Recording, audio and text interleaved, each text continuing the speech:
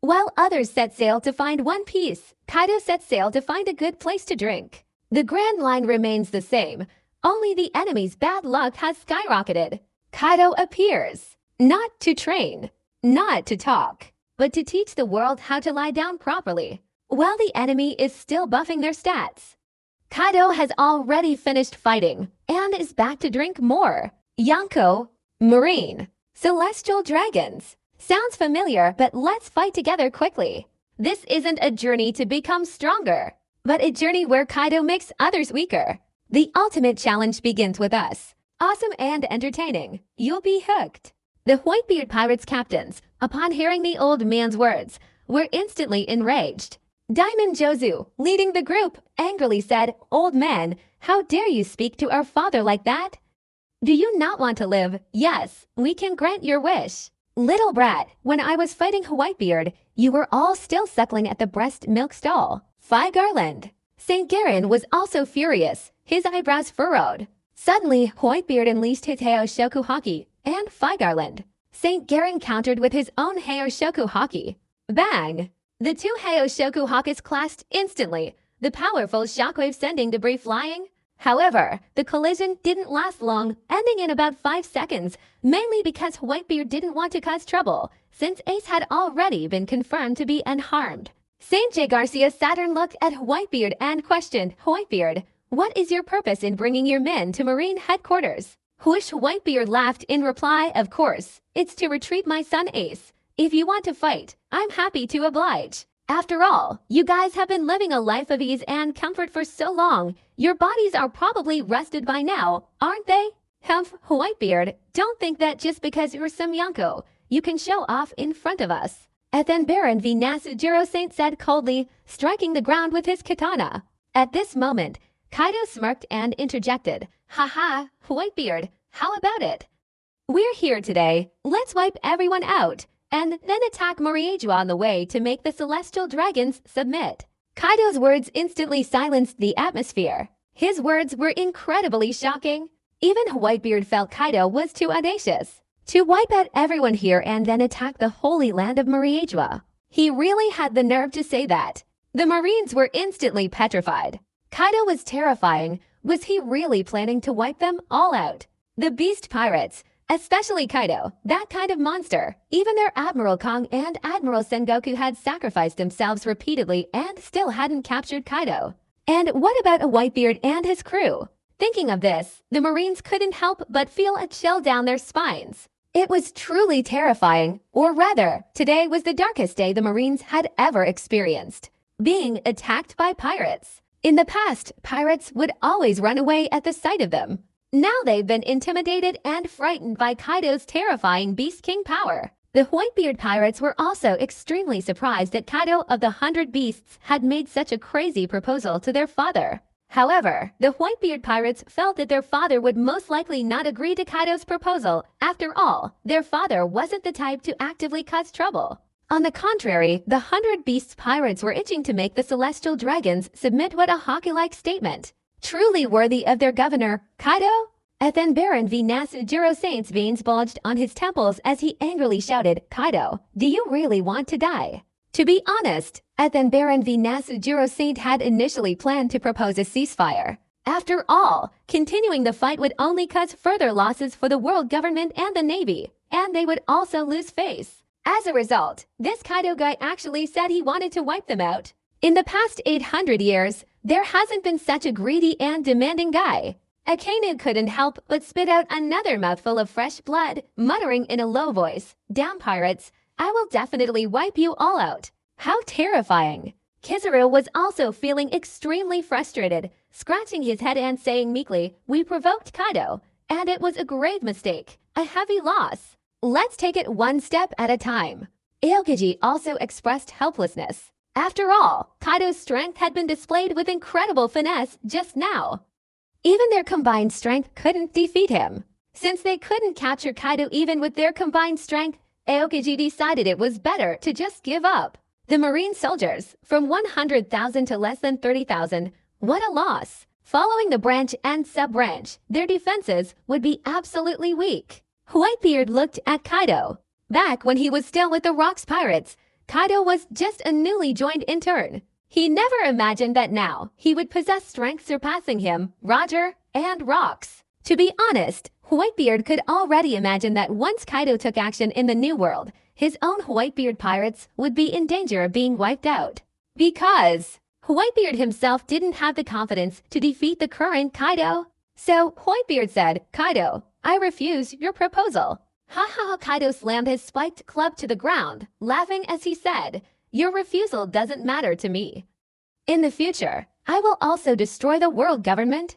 And then Baron V. Nasujiro Saint directly drew his demon sword and said, "Kaido, even if your strength is extraordinary, aren't you underestimating the world government too much?"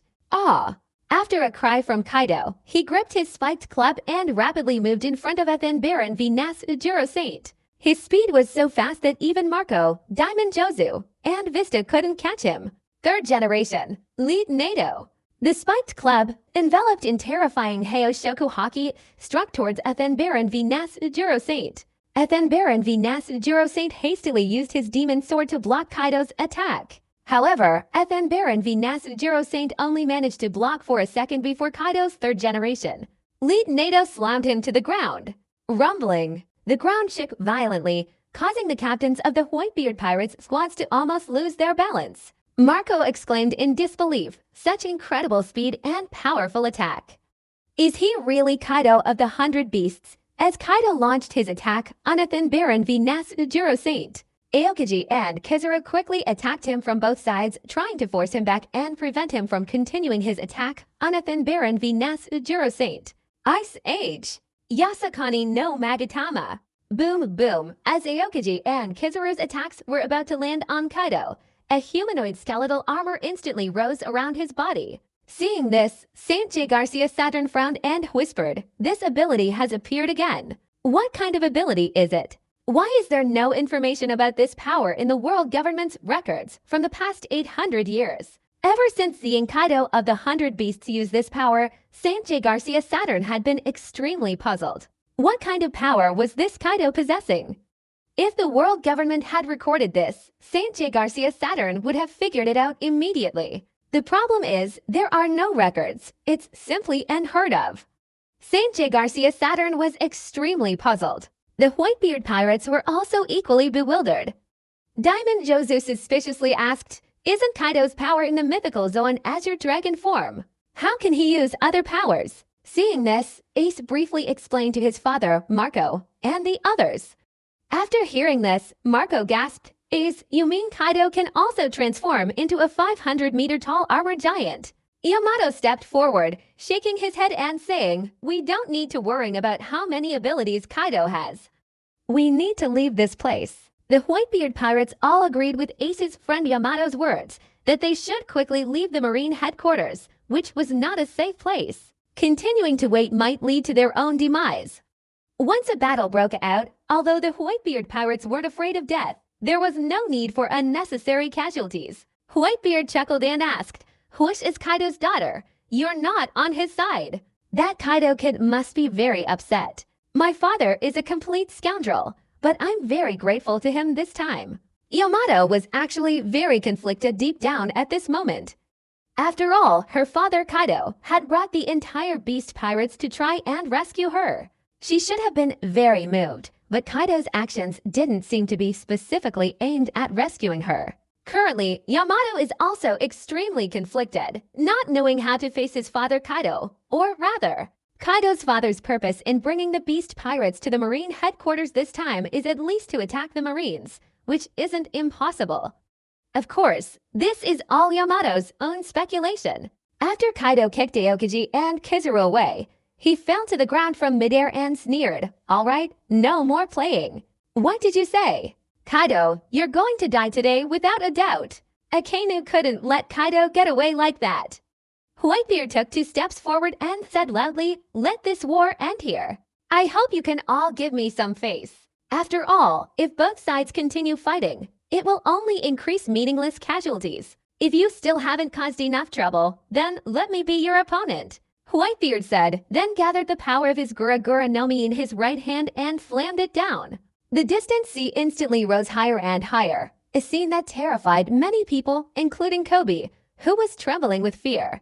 Whitebeard knew that after Cyborg Kong and Sengoku were both killed, he felt that the Navy didn't need to continue incurring casualties. Because Whitebeard knew that although the Navy and the pirates were enemies, if the Navy were to collapse, the world would surely be plunged into chaos. And now Akainu, like a powder keg, heard Whitebeard's words and told them to give him some face, instantly exploded, angrily shouting, "Whitebeard, don't joke around. Since you dare to come to the Navy headquarters, then I will smash your head off. Perhaps I'll give you face, Whitebeard."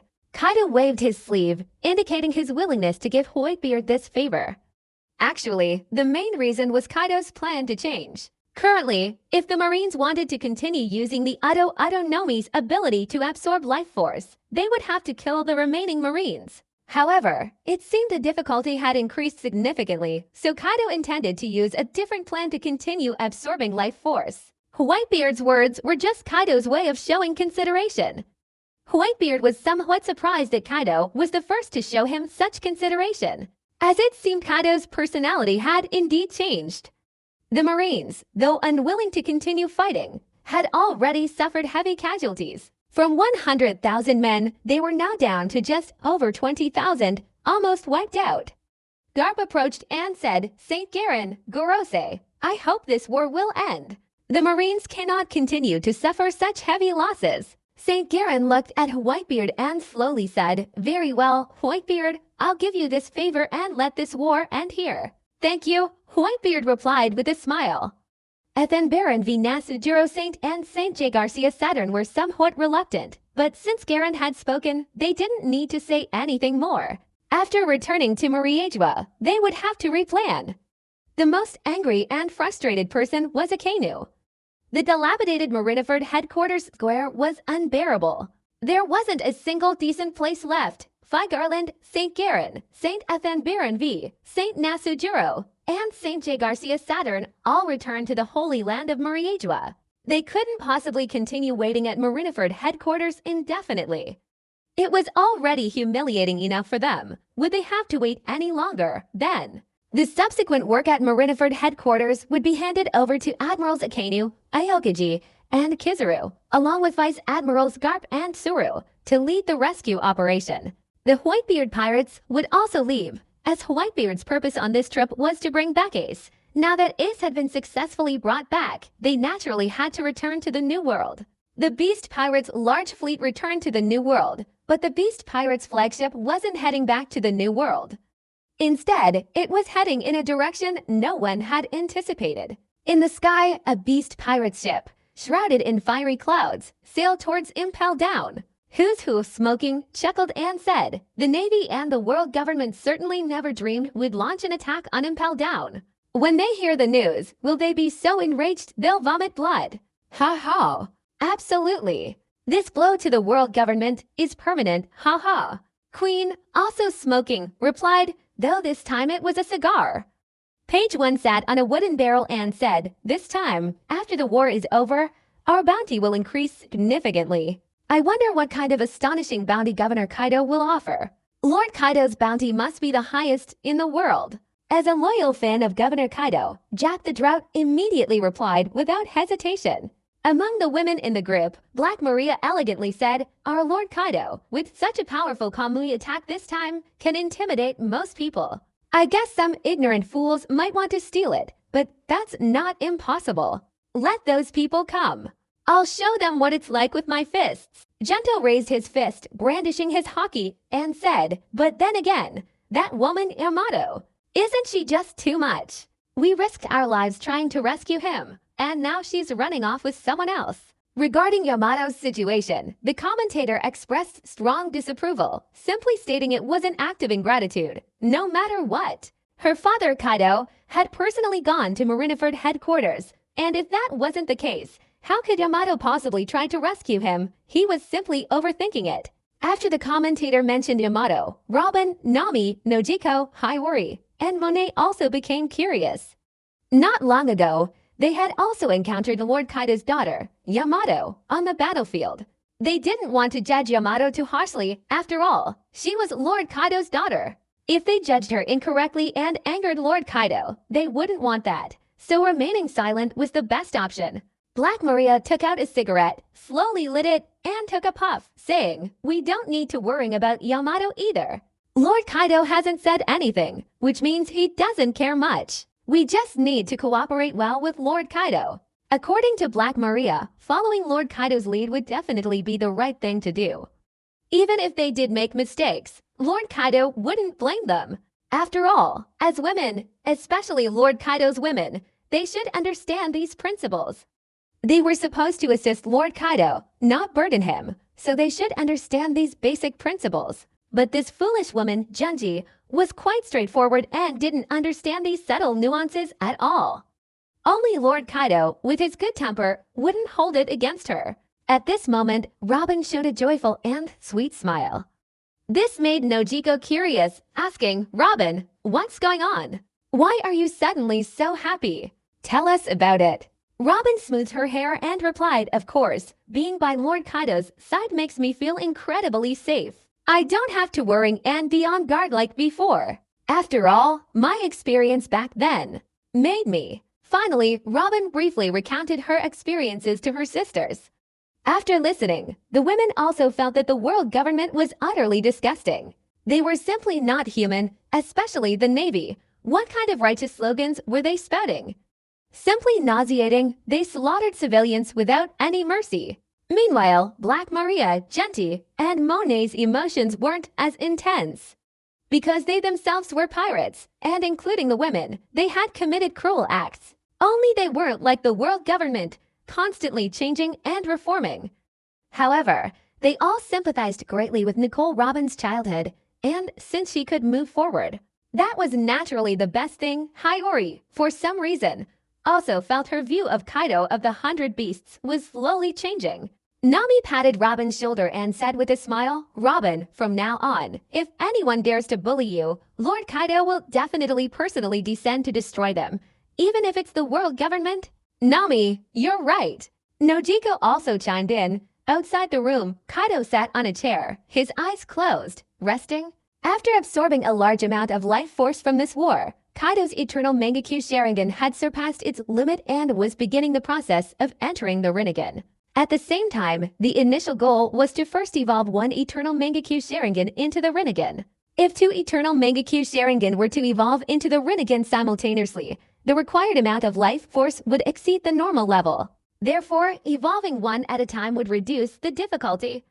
Now, Kaido also felt that his right eye was about to break through its limitations. He wanted to launch a counterattack against the Navy and the world government, striking at Impel Down, devouring Impel Down's life force resources, allowing the eternal Mangekyo Sharingan to completely absorb enough life force, was Kaido's main objective for this trip.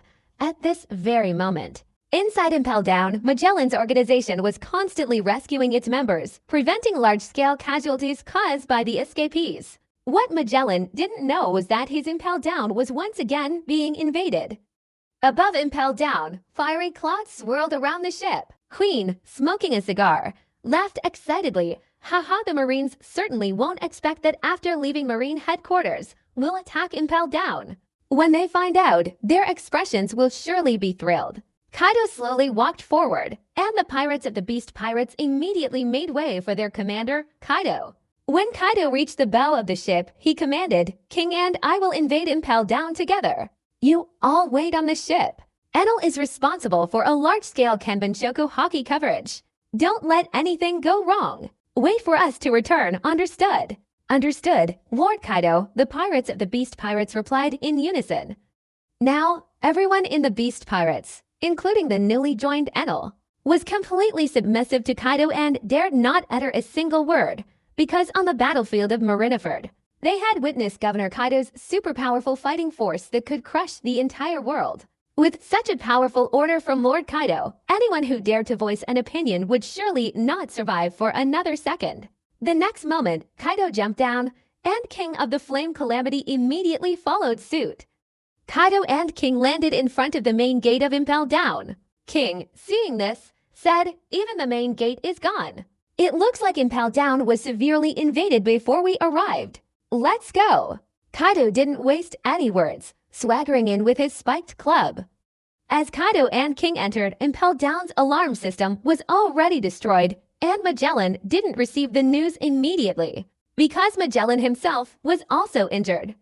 After entering the first floor, Kaido saw a large area filled with people, all of whom, without exception, had no signs of life. However, for Kaido, these people were also a source of life force. As long as they hadn't been dead for more than a day, they could all be used to provide life force to Kaido. Occasionally, the Ado Nomi fruit's power instantly spread, countless branches piercing the corpses of these people, devouring their life force. Seeing this, King Flame Ear said nothing more. At Marineford, the Marine headquarters, Mr. Kaido had always acted this way, so there must be a reason behind it. After Kaido devoured nearly 10,000 prisoners, including several hundred prison guards, from the first level of Impel Down, he continued down to the second level. The news of Kaido and King Flame Ear's blatant invasion also reached Magellan's ears. Disgusting. What kind of time is this? Impel Down is being invaded repeatedly. What a joke. And isn't Kaido of the Beasts currently at war with headquarters? How did he end up at Impel Down? What are the admirals doing? Immediately contact Marine headquarters and have them send admirals to help. I'll go stop Kaido of the Beasts first. Yes, Warden Magellan. After replying, the prison guard hurried to contact Marine headquarters. However, no matter how hard he tried to contact Marine headquarters, he couldn't get through. In desperation, he had to go find Warden Magellan. Magellan, who was preparing to intercept Kaido of the Beasts, looked at his subordinate rushing towards him with great confusion. The prison guard hastily reported Chief Magellan, "It's bad news. Our signal is cut off internally, and we can't contact Marine headquarters." What? Magellan's eyes widened instantly. Unable to contact Marine headquarters, then Magellan didn't dare think any further thought would lead to extremely serious consequences. Magellan immediately ordered, continue trying to contact them, no matter what. Find a way to get in touch with Marine headquarters. Yes. What else could the prison guard say? Of course, he would do as Chief Magellan instructed. Magellan climbed the high steps, muttering softly, no matter who it is, even if it costs me my life, I will protect Impel Down. Kaido descended to the second underground level, still using the Ado Nomi's ability to devour everyone there, sparing neither prisoners nor criminals. Help! I don't want to die. Lord Kaido, please don't kill us. We are willing to serve you. A few criminals, recognizing the intruder as the Yonko Kaido of the Beasts, begged for mercy. They had narrowly escaped death before, their lives hanging in the balance, only to now face Kaido's wrath. They were simply lambs waiting to be slaughtered, without a shred of resistance. Kaido, unleashing the power of the Ado Nomi on a massive scale, quickly devoured and annihilated the second group. His right eye, the Eternal Mangekyu Sharingan, received another life force boost, becoming even more vibrant. At this moment, the Flame King reminded him, Mr. Kaido, the main force of Impel Down is likely to arrive soon. Leave it to me. You continue clearing things out. That Magellan from Impel Down is a user of the Dokudoku no Mi Devil Fruit. Be careful not to get his venom on him. Kaido reminded, also agreeing with King Infernal's suggestion. Of course, for Kaido, dealing with Magellan was just a matter of seconds. Since King Infernal suggested it, as the boss, he naturally had to accept his subordinate's good intentions. 5 seconds later, the stairwell door opened and Magellan emerged, seeing Kaido and King Infernal, and questioned, Kaido, weren't you at war with headquarters? Why are you here at Impel Down? Of course, I'm here to take over Impel Down and kill everyone here. Kaido replied with a contemptuous smile. Magellan was stunned for a moment. Magellan immediately shouted angrily, Kaido, the Beast King, don't think I'll let you get away with this. Poison Dragon. Magellan, his body emitting dragon venom, lunged towards Kaido and the Flame King. The Flame King instantly unleashed a fiery dragon attack. Boom! The moment their attacks collided, Magellan immediately realized the Flame King's strength was extraordinary, making him even more troubled. He had no capable helpers by his side, those he did had injuries, and Magellan himself had some wounds. Kaido ignored the fight between King and Magellan and continued descending to the third level of the underworld. Kaido had come specifically to Impel Down to harvest life force, and he wasn't here to waste time. The moment Kaido entered the third floor, a group of prison guards rushed forward, but they couldn't even stop him before being devoured by the branches of the Nomi's ability, leaving them utterly powerless to resist. After Kaido cleared out the guards and prisoners on the third floor of Impel Town, several important figures surrounded him: Hannibal, Domino, and Sadie. The moment they saw Kaido, the Beast King, their eyes widened in shock. Hannibal stammered, Guy, Kaido? Such a powerful figure appearing before me. Help! I'm going to be killed. Hannibal could already imagine facing the Yonko Kaido, the Beast King. He was certain it was a death sentence. Now, even Chief Magellan had been restrained by Kaido's subordinates. How could they possibly have the strength to fight Kaido? Domino and Sadie's expressions were extremely grim. After directly confronting Kaido, they realized just how terrifying his aura truly was. Sadie whispered, "That man is Kaido. Since Kaido is here at this time, it means the Marine headquarters might lose." The Marine headquarters lost. How could that be? This is the strongest organization in the world. No pirate crew can defeat it. Domino's perspective differed. She believed the Marine headquarters was simply not something any pirate crew could shake. But now, this scene before him made Domino feel a deep sense of doubt. Kaido chuckled and said, "So it's those little rats from Impel Down. What's wrong? Instead of hiding and recovering from your injuries, you've come running to me. Do you know the consequences?" "That's right. We're coming. Save us." Hannibal didn't dare imagine how he would die. Domino, Little Sadie, and the group of prison guards behind them were all terrified. Suddenly, a dark Heishoku haki emanated from Kaido. As the Heishoku haki swept over them, except for Kaido, who deliberately avoided Domino and Little Sadie, everyone else fainted. Some prison guards were even killed by Kaido's Heishoku haki. Before Domino and Little Sadie could react, Hannibal and his group of prison guards were all impaled by branches, which began to devour their life force. Domino, seeing this scene, felt an overwhelming sense of nausea, unable to comprehend how the Beast King Kaido could be so ruthless. Kaido, with a smile that wasn't quite a smile, said, "I'm sparing your lives, but not without some reward. Think about it. If the reward isn't right, don't blame me for killing you." Domino and Little Sadie both hesitated. As women, they understood what Kaido meant by the reward. Finally, Little Sadie couldn't help but respectfully say, "Lord Kaido, my name is Little Sadie, and I wish to stay by your side to serve you." Ha ha ha, Kaido chuckled. "Very good, Little Sadie, you're very clever. You've earned a chance to survive." Seeing this, Domino also hurriedly followed suit, saying, "Lord Kaido, I am also willing to stay by your side and serve you." Since Little Sadie had surrendered and chosen to join Kaido, Domino didn't dare to forcefully resist alone. She could only apologize to Warden Magellan. Between survival and death, Little Sadie and Domino chose to survive. Kaido raised his spiked club again and advanced, saying, "You to lead the way for me. Go all the way to the 6th level underground, then follow me back to the New World." "Yes, Lord Kaido." Little Sadie and Domino didn't dare to say no. The main reason was that Impel Down was too isolated and outnumbered, completely relying on Warden Magellan himself to hold out. If they encountered a strong enemy, they would basically be defeated. Under the guidance of Domino and Little Sadie, Kaido, without much detouring, quickly reached the 4th underground level. Once inside, Kaido resumed his frenzied devouring, the Nomi's power expanding rapidly. The rate at which he gained life force was even faster than during the Marineford battle at Marine headquarters. This scene nearly terrified Domino and Little Sadie.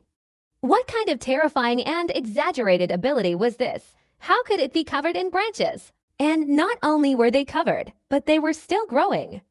They had heard that Kaido of the Beasts could transform into a green dragon. And this widespread branching ability confirmed to Domino and Little Sadie that Kaido of the Beasts was indeed a super monster in Impel Down's 4th and 5th floors. Everyone was completely wiped out by Kaido, devoured almost without exception.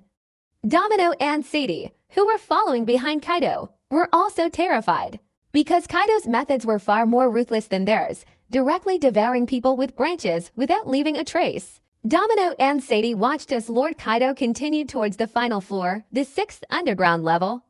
Sadie whispered, "In the end, will this Impel Down really become a ghost city?" In Sadie's opinion, according to Lord Kaido's methods, this Impel Down would eventually be completely empty. At this moment, Kaido ordered Domino, Sadie, you to go and destroy all the communication equipment and recording devices in Impel Down, and take away any other valuable weapons. Yes, Lord Kaido. Domino and Sadie hurriedly and respectfully replied. This was the first time Lord Kaido had personally entrusted them with a task, and they absolutely had to do it well. Otherwise, they would be the ones devoured by those around them.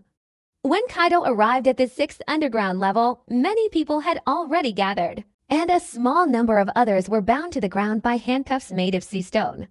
Someone then said doubtfully, someone else has entered the 6th underground level? What kind of day is this? Even the 6th underground level of Impel Down is being breached repeatedly. That Magellan is truly useless. That's right.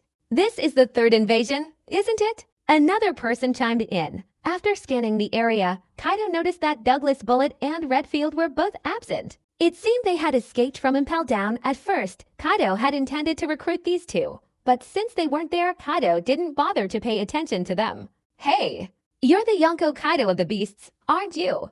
Let me join your ranks. I can definitely help you ascend to the Pirate King's throne. One prisoner shouted loudly. Following his shout, others joined in. That's right. That's right. Kaido, you've come to recruit us, haven't you? We can definitely provide you with absolute assistance. Various voices continuously rang out, all without exception wanting Kaido of the Beasts to release them. In their opinion, since the Yonko Kaido himself had come to the 6th level of Impel Down, there was no other possibility besides recruiting them. Is it really impossible for them to come here to rescue people? They simply didn't believe it. There were no members of the Beast Pirates here. Kaido chuckled, ha ha ha, you guys are still so confident. But I have no intention of letting you go. I intend to devour all of you. The cruel scene unfolded once again. Everyone in the 6 underground levels was impaled by countless branches, their life force continuously being transferred into Kaido's body. The total amount of life force provided by these 6 underground levels directly exceeded the total amount provided by their 5 levels combined. As this massive amount of life force poured into Kaido's right eye. As the light in his eternal Mangekyo Sharingan grew brighter and brighter, Kaido felt the power emanating from his right eye and excitedly said, my right eye has reached its full life force capacity, only lacking the final step. So, Magellan is yours. Ha ha ha. Just as Kaido returned to the 5th floor, he encountered Domino and little Sadie, who were carrying 2 large bags. Domino respectfully reported, Lord Kaido, all the communication and recording devices inside Impel Down have been completely destroyed. With this, the Navy and the world government will be unable to track the situation here. Well done. Kaido replied expressionlessly, but to Domino, it was a resounding thank you. Underground on the 2nd floor, the Flame King was still locked in a fierce battle with Magellan. But Magellan was already at a disadvantage. If it weren't for his poison abilities, Magellan would likely have lost long ago. The main reason was that Magellan was already injured while fighting, which was quite disadvantageous for him. But as the leader of Impel Down, he had to stand up against invaders. The Flame King continuously unleashed flame attacks, saying, Magellan, let's see how long you can last. He was determined to wear down Magellan with long-range attacks. Because the Flame King had realized that Magellan was both injured by yin energy and not skilled in long-range combat. This was Magellan's fatal weakness. As for the harmful effects of the Dokudoku no Mi fruit, as long as he didn't provoke it, he could be fine. At the very moment the flames and venom collided, Magellan witnessed an unbelievable scene that followed. Their eyes widened in disbelief. Because Magellan saw Domino and Sadie following behind Kaido of the Beasts, he knew without a doubt they had betrayed him. The Flame Ear King also saw Kaido approaching, so he went behind Kaido and reported with great remorse, Mr. Kaido, I'm sorry, I couldn't take down Magellan. It's all right, leave the rest to me. Kaido didn't care about this. Magellan's own strength was considerable. Magellan felt an unprecedented fear. His whole body trembled. Finally, Magellan mustered the courage to question, Domino, Sadie, do you two also intend to betray us like Shiryu of the Rain? We're extremely sorry, Magellan. We were completely helpless, Sadie replied. Domino chimed in, Chief Magellan, why don't you join Lord Kaido too? Don't joke around. Magellan waved his hand dismissively, directly refusing. How could he possibly agree to such a thing? The moment Magellan finished speaking, Kaido appeared above his head. His spiked club, enveloped in Heishoku haki, slammed down fiercely. Third generation. Lead to death. Magellan was slammed to the ground by Kaido's spiked club, then bounced back up, shattering the entire ground. The third level below was visible. Magellan also fell to the third level, completely unconscious, and a branch was impaled inside his body. Domino and Little Sadie were both shocked by Kaido's attack. So strong, too strong, one blow instantly killed Magellan. It was unimaginably powerful. The war ended after an hour and a half, and the Marine headquarters at Marineford was temporarily set up in a meeting room. The three admirals Akainu, Aokiji, and Kizaru, along with Vice Admirals Garp and Tsuru, and other elite Vice Admirals, were all present for the meeting. After all, they had suffered a crushing defeat in this war. Vice Admiral Tsuru inquired, "Have the casualties on Impel Down been tallied yet?" "Not yet.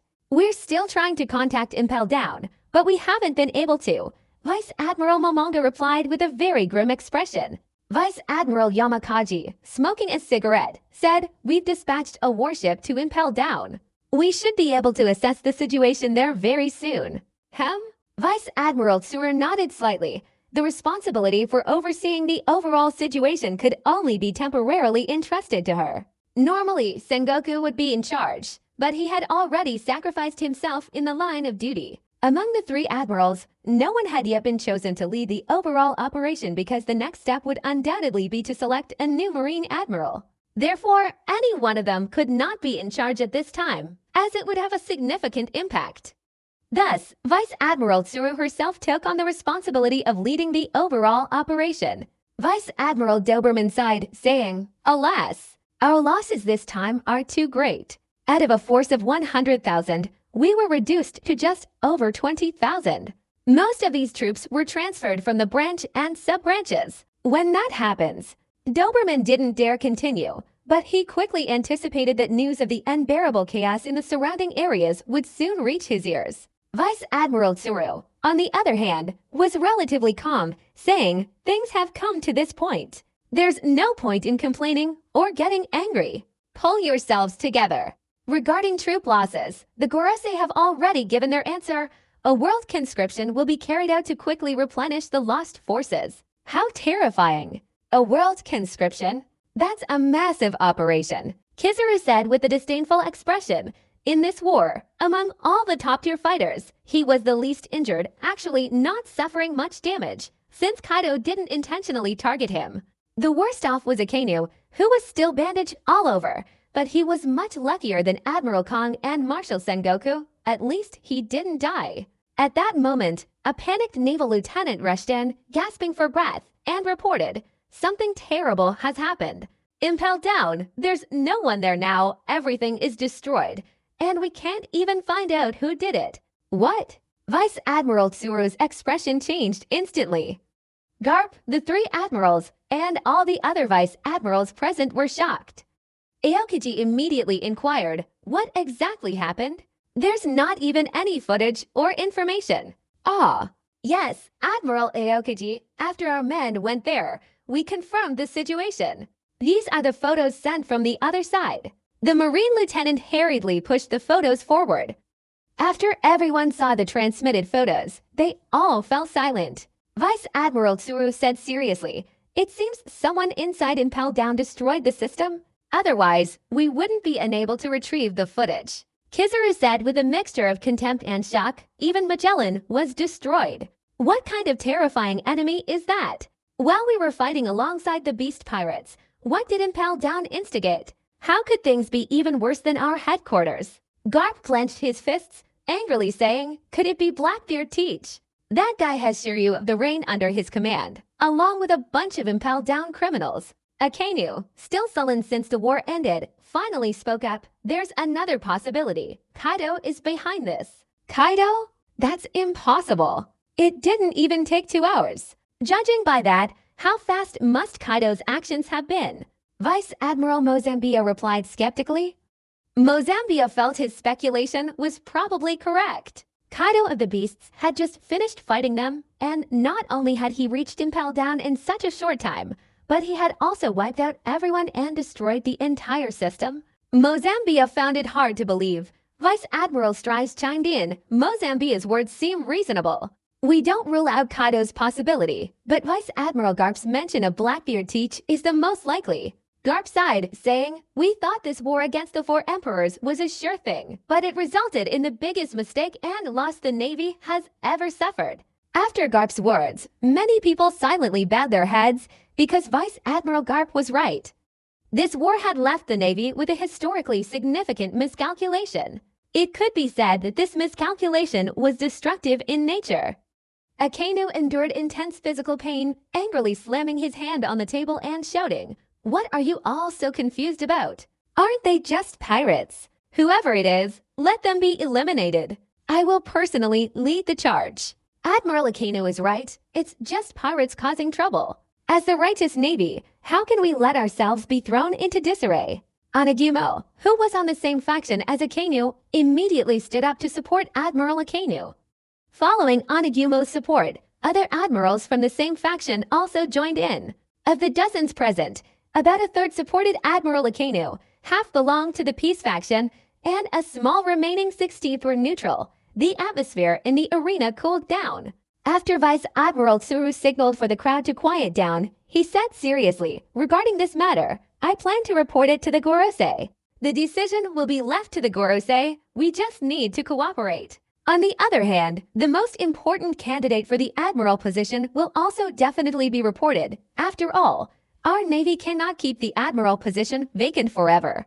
Vice Admiral Tsuru, you're absolutely right. Vice Admiral Smoker, belonging to the neutral faction, immediately stood up to agree with Vice Admiral Tsuru's suggestion. When the topic of the Admiral's throne came up, many people's minds became active, and their eyes secretly glanced at the three admirals present, Akainu, Aokiji, and Kizaru.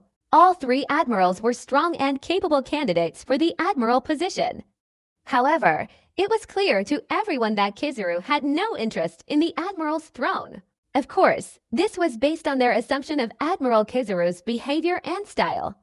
Whether Admiral Kizaru would actually join the competition for the admiral's position was unknown to them.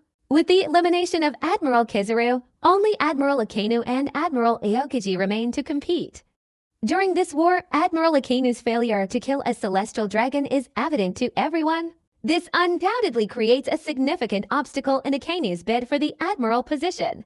Admiral Aokiji, on the other hand, has not faced any major problems, making it highly likely that the admiral competition will fall to him. This is the prevailing belief among over 95% of the generals present, including those in the pro-war faction. The main issue is the immense stain of Admiral Akainu being framed by Kaido for killing a celestial dragon. The celestial dragons will undoubtedly exert pressure. Akainu, being directly involved, was seething with hatred for Kaido. If it weren't for that bastard Kaido, how could he, Akainu, have accumulated such a huge stain on his reputation?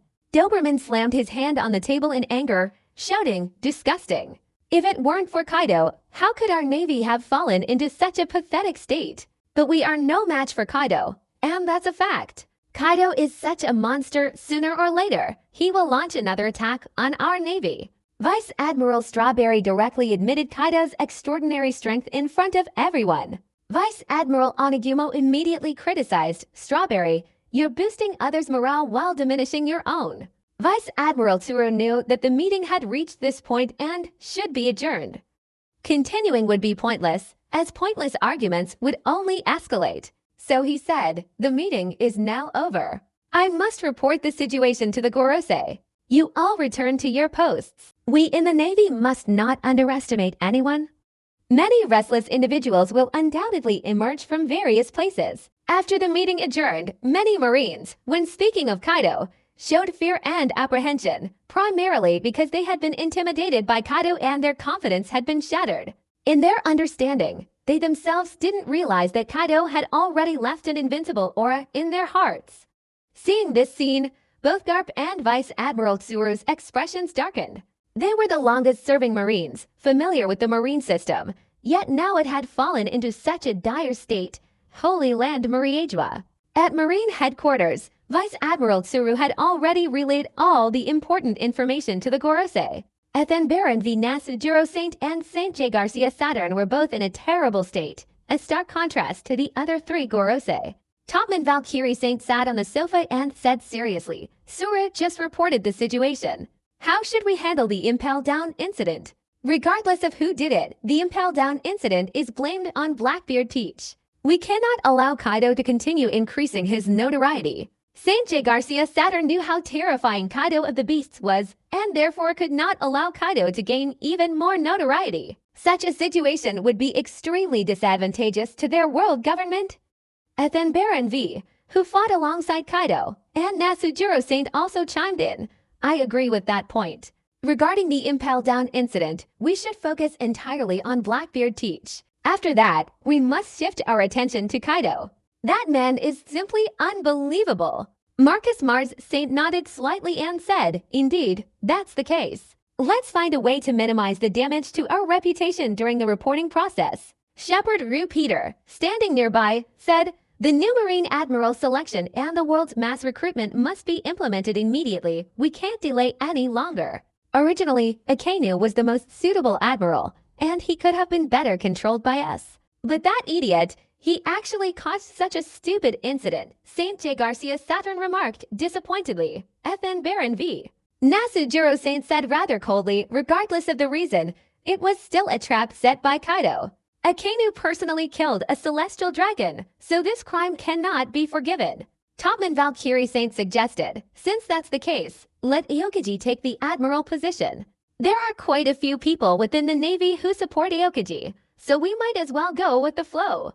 After the discussion about the Navy admiral was over, Shepard Repeater said, regarding Kaido's issue, we must also report thoroughly to Lord M. After all, like Lord M, he has broken the Emperor-level restrictions, so he must be given high priority. Ethan Baron v. Nasujiro Saint said irritably, speaking of which, how did that Kaido guy get such power? And how many devil fruit abilities does he possess? Behind that Blackbeard Teach's strength, though far inferior to Kaido's, is also that of a dual devil fruit user. For the first time, they as Gorosei felt left behind. Pirates could possess many abilities and skills, yet they lacked them. How ironic. Regarding this summit war, the major event also spread throughout the world. When people first saw the news, they were all wide-eyed, as if they had seen a dark future. At the same time, those who had been so ambitious but dared not act in various parts of the world also began to move. The Navy and the world government are finished. They have the world's 800 years of destiny coming to an end.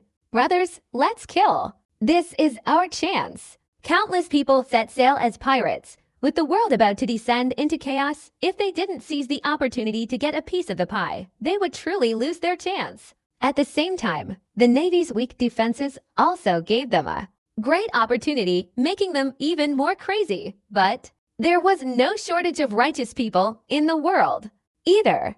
It could be said that, because of this summit battle, the Navy's defeat by Kaido of the Beasts caused the entire world to instantly become even more chaotic. In the new world, the Big Mom Pirates, Cake Island.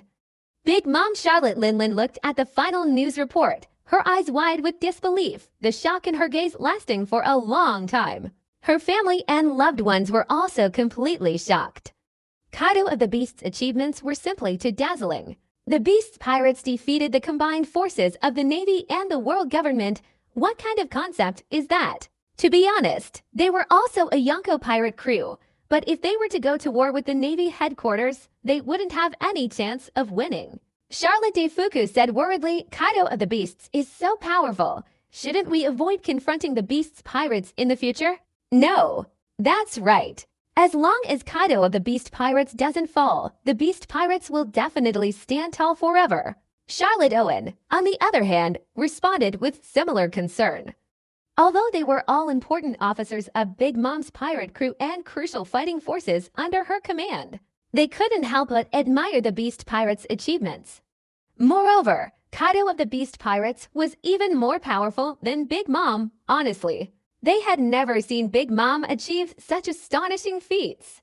The usually arrogant and unruly Charlotte Cracker also became low-key and quiet, saying, we don't have any direct conflicts of interest with the Beast Pirates, so we should now try to contact them and form a cooperative relationship. It's not that easy. Prospero, the leader, shook his head in response.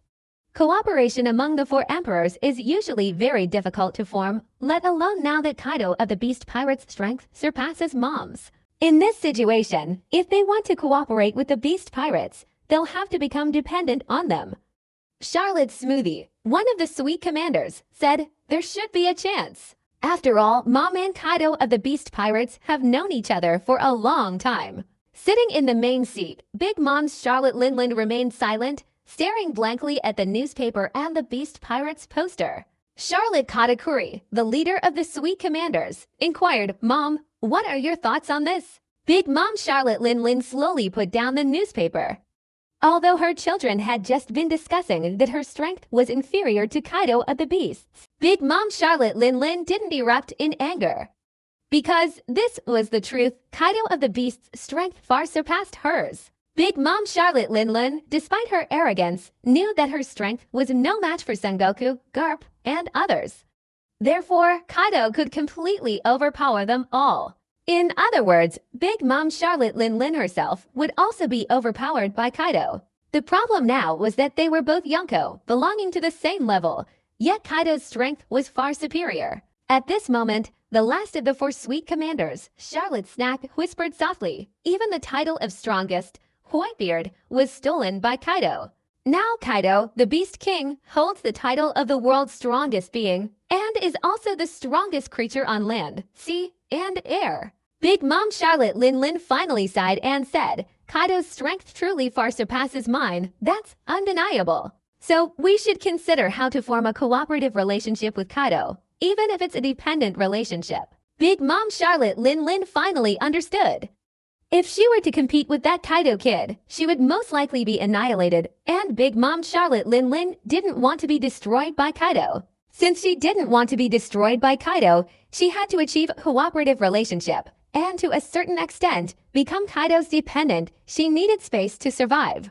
Charlotte's brothers and sisters were also particularly surprised that their mother would bow her head. Until now, no matter what, their mother would never bow her head, but now, seeing her achievements, she chose to cooperate and was willing to bow her head. This scene shocked them greatly. However, it felt normal. After all, Kaido wanted to seize the throne, therefore conflict was inevitable. Given the current overall strength of the Big Mom Pirates, facing Kaido and the Beast Pirates, they would undoubtedly lose. Just one Beast Kaido would be enough to wipe out the entire Big Mom Pirates. Charlotte Katakuri happily said, "Mom, thank you. Because of your decision, our Big Mom Pirates have a very high chance of surviving." "Idiot, do you think I'm some kind of glutton who doesn't understand food?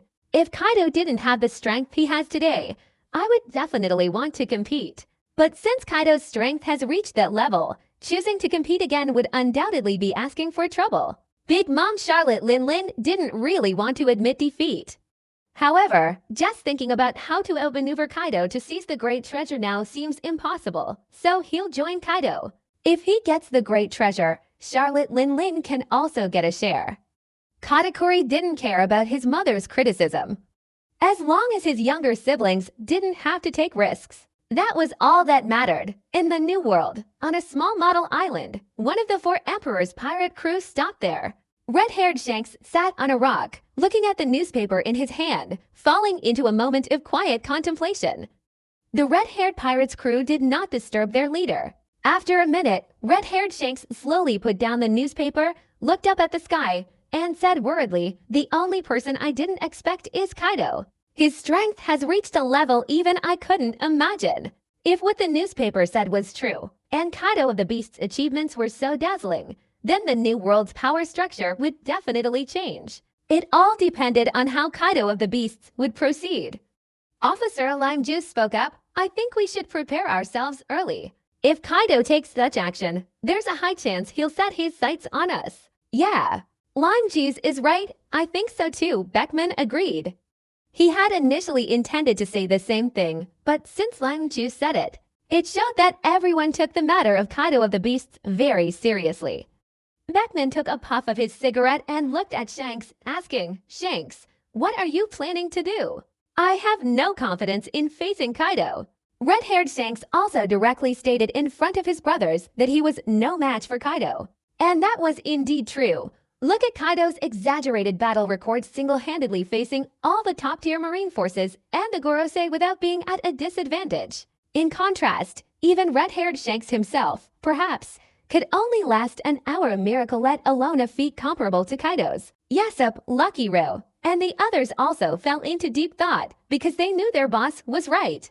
Kaido of the Beast Pirates was no longer an easily defeated force. Red-haired Shanks stood up and said seriously, "Get ready, take off, roar." The red-haired pirates' crew roared in unison.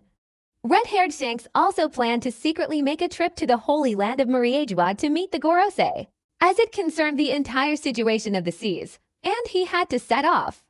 At the same time, after the Whitebeard pirates returned to their New World territory, a banquet was being held on the Moby Dick, and Ace and Yamato quickly joined in. At that moment, Marco bought several copies of the latest newspapers from a certain period, went to his father, handed him one, and said, "Father, this is the latest news of a new era."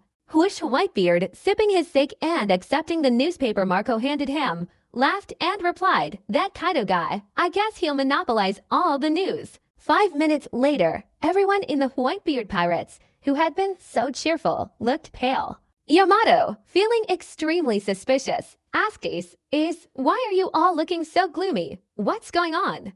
"It's about Blackbeard Teach," Ace explained to Yamato. Yamato then realized that this was the Blackbeard Teach who had defeated her with despicable and shameless methods. Diamond Jozu said with a very gloomy expression, "The newspaper says Blackbeard Teach led his pirate crew to wipe out all of Impel Down. How could that traitor have such ability?"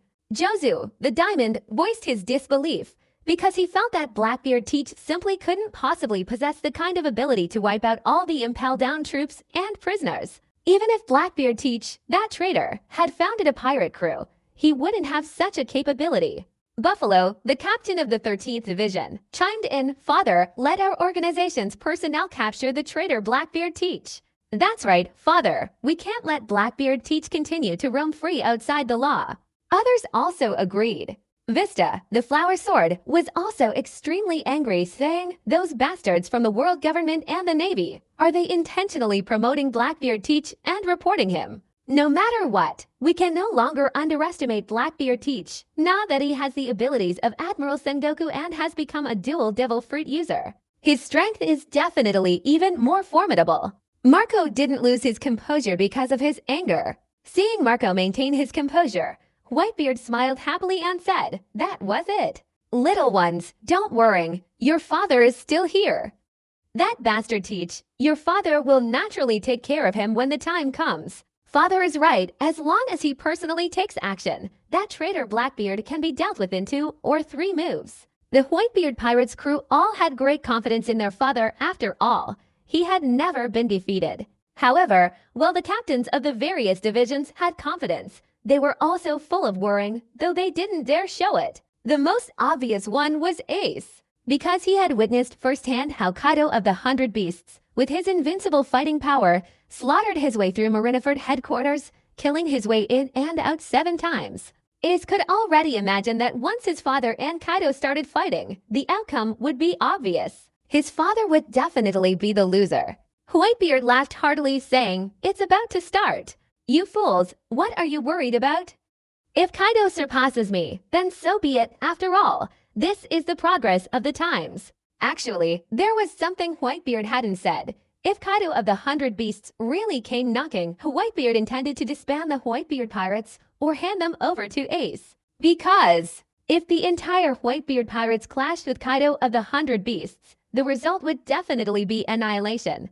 Whitebeard didn't want his sons to sacrifice themselves like that. But as for that traitor Blackbeard Teach, Whitebeard would personally kill him. This was Whitebeard's greatest pain in his life so far. In the New World, a remote island, Blackbeard Teach was muttering angrily, "Damn the Navy, the world government, they're piling this on me, bastards." Blackbeard Teach was practically exploding with rage. What did they mean by he'd wipe out the entire Impel Down?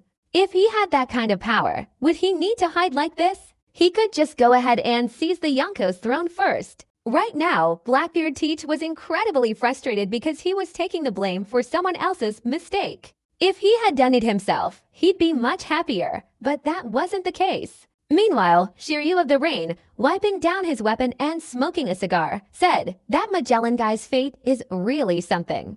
Currently, Shiryu of the Rain is full of mockery towards Magellan. Previously, he was imprisoned in Impel Down, 6 levels of infinite hell. Now he has gained freedom, while Magellan has perished. How ironic. Lafitte paced around, holding his sword, and reminded, "Captain Teach, I suggest we Blackbeard pirates temporarily remain inactive. I estimate that the entire New World will undergo significant changes during this time. What's there to fear now that Captain Teach is a dual devil fruit user? There's nothing to be afraid of." Burgess, however, was different. He had a blind confidence in Captain Teach, believing that anything could be easily resolved in his presence. Corrupt King, eating pizza, inquired, "Even if we want to remain inactive, we can't stay still for too long. After all, we've been imprisoned for so long, we need to get moving soon." Ha ha ha! Blackbeard Teach suddenly burst into laughter, saying, "Then let's remain inactive for 2 months. After 2 months, we'll see how things go. Anyway, I don't want to confront Whitebeard for the time being. Especially that Kaido, if that monster sets his sights on us, we're truly doomed." As Blackbeard Teach mentioned Kaido, the Beast Pirates, the Blackbeard Pirates all felt a chill run down their spines. After all, Kaido's formidable fighting power was enough to strike fear into anyone who saw him. The man, still sipping his drink, asked Teach, "How confident are you in facing Whitebeard now?" This question piqued the curiosity of those who had come out of Impel Down. However, they knew that their captain, Teach, had an irreconcilable feud with Whitebeard. They wouldn't consider Kaido of the Beast Pirates for now, but if Blackbeard Teach couldn't even deal with Whitebeard, then they would have to think of other options. Blackbeard Teach, of course, understood the intentions of Beryl, Devon, and Corrupt King, but he couldn't easily guess what Shiryu of the Rain was thinking. At this moment, Van Augur suddenly made a suggestion. "Perhaps we could form a cooperative relationship with the Beast Pirates." Blackbeard Teach's eyes instantly lit up, and he pressed, "Van Augur, what exactly do you mean? Explain it quickly." Others, equally curious, followed suit. The possibility of forming a cooperative relationship with the Beast Pirates would be extremely advantageous for them in the early stages. Van Augur didn't beat around the bush, directly stating, "Under Kaido's leadership, the Beast Pirates are all focused on Zoan-type Devil Fruit abilities. Since Captain Teach possesses the ability to steal Devil Fruits, then..." When Van Augur finished, Blackbeard Teach, Lafitte, Doc Cube, Burgess, Shiryu of the Rain, Corrupt King, Devon, and the others all understood. It meant using Captain Teach's ability to steal Devil Fruits to form a cooperative relationship with the Beast Pirates. And the cooperative relationship would be based on Zoan-type Devil Fruit abilities. Upon considering this possibility, Blackbeard Teach instantly burst into excited laughter, saying, "Ha ha ha. Van Augur, your proposal isn't bad. This gambling card should definitely be enough to tempt Kaido of the Beast Pirates. With this, I'll have more time to deal with the Whitebeard Pirates." Furthermore, because Kaido of the Beast Pirates is so powerful, Blackbeard Teach doesn't want to offend him. However, if he can gain even greater power, or if Kaido falls from grace, Blackbeard Teach himself will absolutely not hesitate to go and stab him. In Wano Country, the Beast Pirates have just returned. However, Kaido didn't return with them. Enel suspiciously asked, "Governor Kaido, what exactly did he go to do?" "Don't ask what you shouldn't ask. Understood?" Queen, smoking a cigar, reminded him. Enel immediately revealed a deadpan expression, his eyes fixed intently on Queen, who felt a chill run down her spine from Enel's gaze. Who lit a cigarette and, smiling, said, "We don't need to worry about where Lord Kaido has gone. Now, no one in the world can threaten Lord Kaido. That's right, Lord Kaido is invincible." The royal fan, Jack the Drought, responded with a forceful tone. At this moment, the Flame King stepped forward a few steps and loudly announced, "Everyone, listen everyone, Mr. Kaido has instructed me to take over the next task for a period of time, and also to prepare for 3 days. Furthermore, Mr. Kaido has also instructed that upon his personal arrival, a new operation will be launched. Understood?" Upon hearing this, the members of the Beast Pirate crew were all excited. A new course of action did it represent a major undertaking in the New World. Just thinking about it made the Beast Pirate crew members incredibly agitated. The dilapidated Marine headquarters, unable to withstand the pressure at Marineford, once again convened a high-level conference. Vice Admiral Tsuru, temporarily presiding over the situation, said, based on the voting results, Admiral Aokiji is the next Marine Admiral. Disgusting. Akainu, seething with anger, clenched his fists. At this moment, he was utterly unwilling to accept this. Initially, he could have seized the position of Marine Admiral, but because of the mistaken killing of a celestial dragon during the Summit War, the Gorosei were now unable to support him and could only maintain a passive attitude. This led to the current situation, where the Marines officers and generals voted for the next Marine Admiral. The result was clear. The person with the most votes was Aokiji. Akainu was not chosen. Kizaru, on the one hand, was cowardly and insignificant. He hadn't intended to compete for the admiral position from the start, so it didn't matter to him who became admiral. As long as it didn't affect his fishing activities, that was fine. Akainu, unwilling to accept defeat, directly stated in front of everyone Kyuzen's personality isn't suitable for being admiral. He lacks the ruthlessness to handle things. Sakazuki, are you even capable of taking on the role? Aokiji retorted without hesitation. In Aokiji's opinion, Sakazuki was equally unsuitable for the admiral position, as his personality was too brutal. Such a person didn't fit Aokiji's ideals. Those present, all members of the pro-war faction, felt sorry for Admiral Akainu, as Kaido's treacherous scheme during the Summit War had caused him to miss out on the admiral position. Normally speaking, the superiors on the other side would be supporting Admiral Akainu. Akainu and Aokiji's auras were constantly rising. Kizaru, with a look of cowardice and shock, said, "How terrifying." Sakazuki Kyuzen, why are you two fighting here? Vice Admiral Tsuru quickly slammed the table and said, "Calm down. If those pirates see you like this, won't our navy become a laughingstock?" So, Aokiji's appointment to the admiral position will be held tomorrow. Regarding the admiral position vote, everything is now considered settled. Aokiji said seriously, "Please rest assured, I will lead the navy towards the path of true justice. HMPH, Kyuzen, your ideals won't work out. You will regret it." Akainu stood up in front of everyone, turned around, and walked out. But then Aokiji said, "Sakazuki, from now on I am the admiral. You should be careful about your tone of voice." Bastard. Akainu's eyelids twitched upon hearing this. This bastard Aokiji, he hadn't even officially taken office as admiral yet, and he was already using the admiral title to threaten him.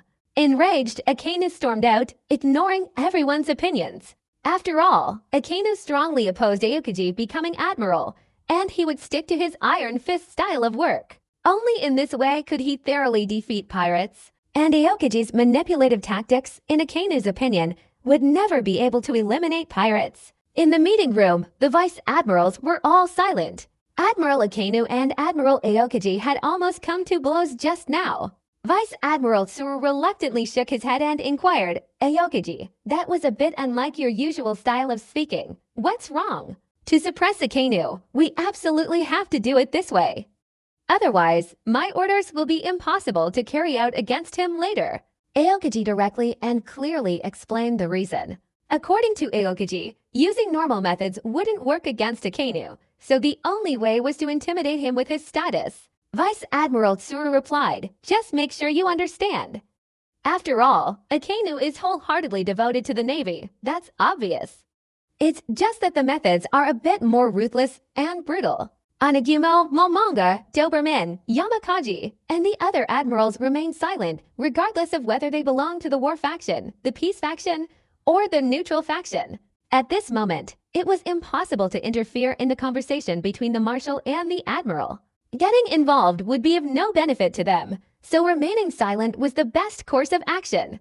Kizaru took out his razor and began trimming his nails, saying contemptuously, "It's a good thing I didn't compete for the marshal position. Otherwise, there would have been a lot of trouble." Vice Admiral Tsuru gestured for Aokiji to speak. Aokiji said, "Allah. Today's meeting ends here. Everyone, you may all disperse." 10 minutes later, Anagumo, leading the members of the pro-war faction, entered Admiral Akainu's office. Akainu lit a cigar, took a puff, and said, "You guys just swaggered into my office like that. It'll only cause misunderstandings." "What's the matter? Admiral Akainu, we've always followed you. a brigadier general said, stepping forward. That's right, Admiral Akainu, another replied.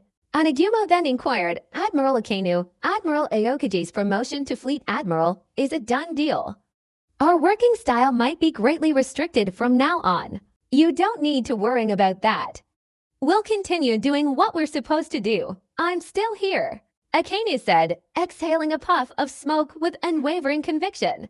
Everyone present firmly believed in Admiral Akainu because his style of work had always been one of ruthless, iron-fisted action against pirates. He would rather kill 100 innocent people than let a single guilty person get away with it. However, this side of things works according to established principles, something Aokaji doesn't allow. It can be said that Akainu and Aokaji have very different philosophies, and this is the biggest source of their conflict. At the same time, Akainu also considered that Aokaji becoming the admiral was an unchangeable fact, so Akainu himself had to figure out how to gain more power in the admiral position. Don't underestimate the power of an admiral. Within the marine system, the power of an admiral is also incredibly formidable. Otherwise, they wouldn't have the privilege of issuing the golden teleportation ring, which is officially used to activate the Demon Slayer order. The Navy's actions were also extraordinarily swift. Now, for them, it had reached a critical period. Every second had to be seized. This vast ocean still needed their righteous navy to protect it. As soon as Aokaji became admiral, he began handling the world's mass conscription. The navy urgently needed to replenish its forces. Riots were breaking out everywhere, and the world's military strength was already insufficient. At this point, there was absolutely no room for delay. And as the world's mass conscription dragged on for half a month, a number of powerful individuals gradually emerged. These powerful individuals were all exceptionally promoted to brigadier generals, with 2 of them even becoming vice admirals. This was also the world government's decision to allow the Navy to relinquish its power, aiming to attract more people. In a branch office in the first half of the Grand Line, righteous individuals were constantly arriving for the recruitment test and joining the Navy. At this moment, a blind man with his eyes closed, holding a sword, slowly walked forward. What's going on with this guy? He's blind in both eyes, and he's still applying for a Navy position? People immediately began to murmur in doubt. After all, this man was too obvious. Being blind in one eye might be understandable, but blind in both? If he encountered an enemy, wouldn't he be the first to die? The colonel in charge of registration looked at the blind man and asked, "What position are you applying for?"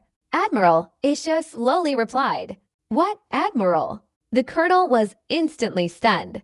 After half a month of worldwide recruitment, this was the first time he'd encountered someone directly applying for the rank of admiral. Those around him joined in the noisy discussion. They initially thought it was already exaggerated that a blind man would accept an invitation. But the result? This blind man was even more impressive, directly stating his intention to apply for the rank of general. One of the successful applicants, a major, said, "This guy must be crazy. Even I only dared to apply for the rank of major. I was afraid of being rejected and losing face, but this guy directly asks for the rank of general. That's the world government's most powerful fighting force in name only. I don't know. Let's wait and see." Others expressed differing opinions, preparing to see what this blind man would do. The registration officer, a serious-looking colonel, said, "You must think carefully. If you fail the examination, then you will become a soldier." "I understand," Isha replied with a slow smile. Having already received the invitation to become a general, Isha had already thoroughly investigated this intelligence. The registration officer didn't waste any more words, saying, "Very well, wait a moment. Lieutenant General Doberman will come to examine you." "Thank you," Isha replied politely, clasping his hands. Isha's politeness pleased the registration officer. At least his attitude was very good. A short while later, Lieutenant General Doberman arrived and asked, "Who is it that wants to apply for the position of general?" "Lieutenant General Doberman, it's that blind man over there." A naval soldier pointed his finger towards Isho. Doberman turned his gaze towards the blind Isho, and although he was stunned, he wasn't a clueless fool. He instantly sensed the dangerous aura emanating from Isho. Doberman said, "Let's go to the training ground. Testing here and damaging the formation wouldn't be good." "Okay," Isho replied with a smile. Everyone followed out of curiosity. After all, such a scene was rare for them, and they definitely wanted to see it for themselves. Doberman and Isho stood facing each other.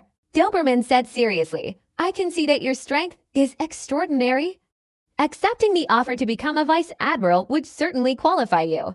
Why did you choose to accept the offer to become a general?" According to Doberman, this admiral represents the highest fighting power of the world's navy and government. Only the 4 emperors of the New World and a few hidden top-tier powerhouses can rival an admiral.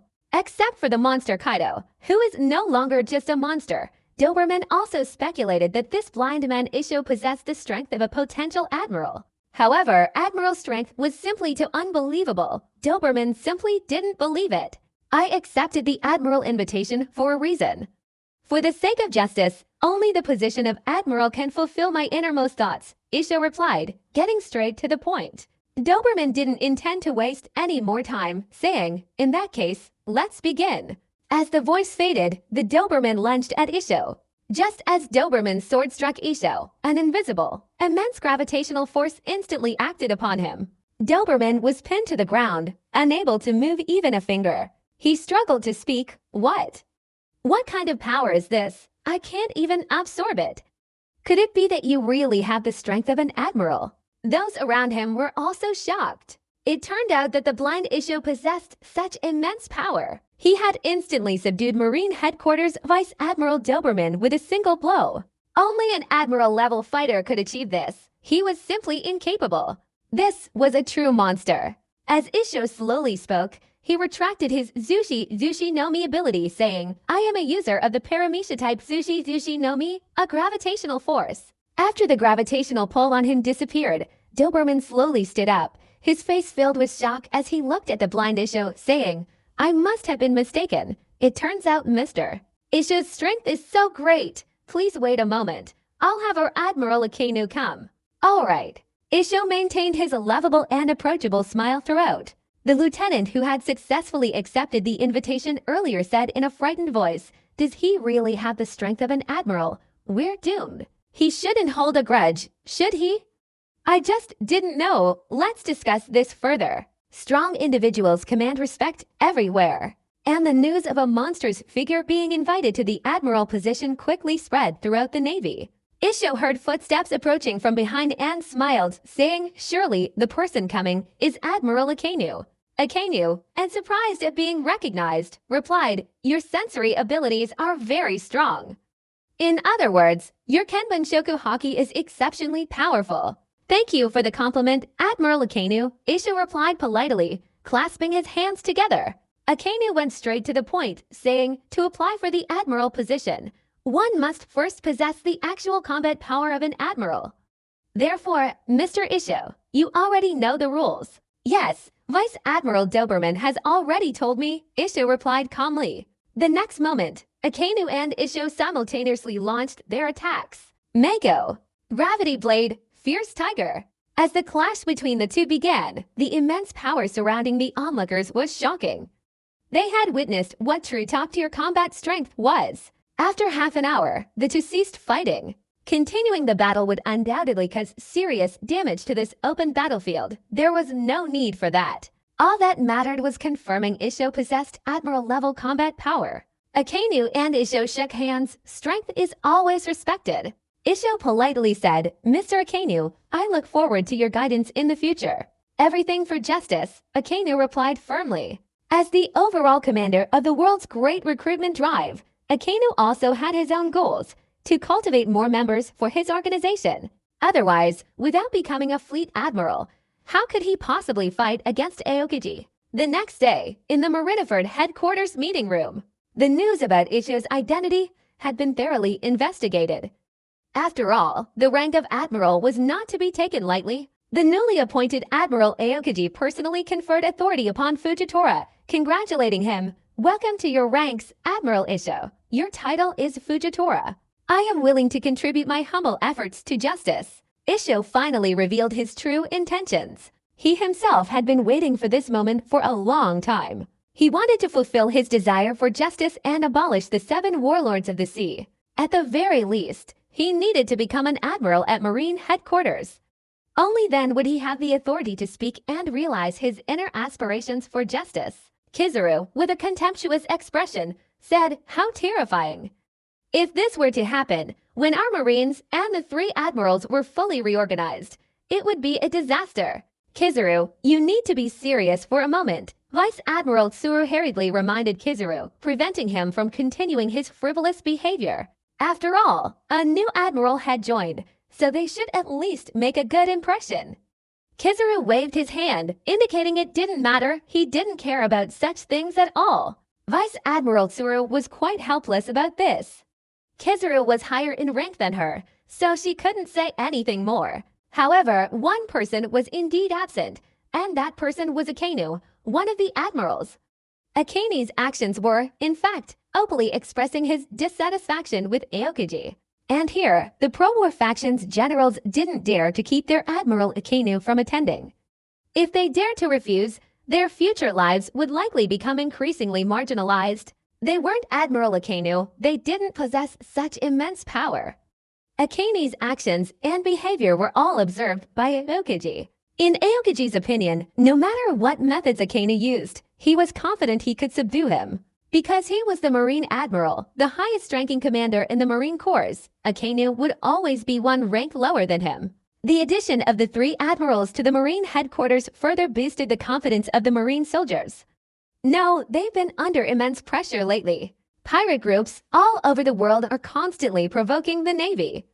If it weren't for their current depleted forces, even with 10 times the courage, they wouldn't dare launch a surprise attack on the Navy. Not far away, Garp, happily eating a donut, whispered, "Sengoku, did you see? The new Marine Admiral is Aokiji. You can rest easy underground, the Navy won't fall, and it will never fall." Vice Admiral Garp, "We should set off," Bagato reminded him. Garp slowly stood up upon hearing the reminder. At the same time, the newly appointed Admiral Fujitora Eisho also understood the tense situation within the Navy. It's truly like fire and water. Admiral Akainu and the newly appointed Fleet Admiral Aokiji have a serious disagreement. At first, Eisho didn't think it was that serious, but now it seems it's not. It's probably not far off. They'll have a full-blown fight.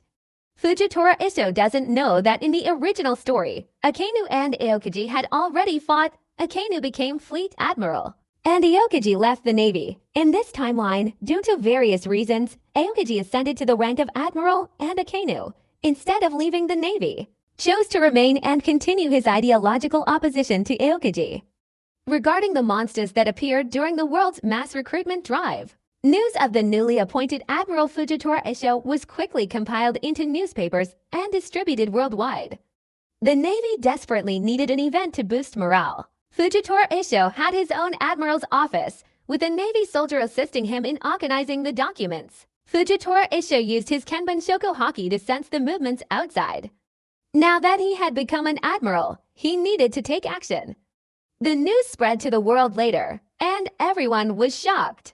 The immense losses during the Summit War, coupled with a massive global conscription, had completely replenished the entire force. This shows just how terrifying the power of the Navy and the world government was.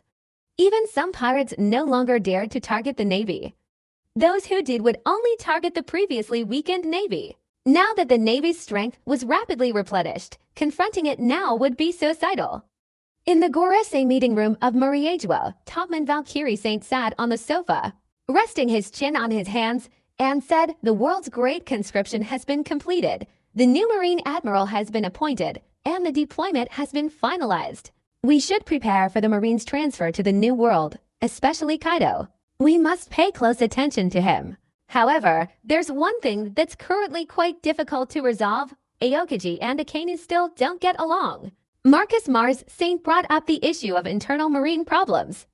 Everyone present in the Gorosei was familiar with this. The discord among the Marines' high-ranking officials was so obvious that even ordinary Marine soldiers knew about it.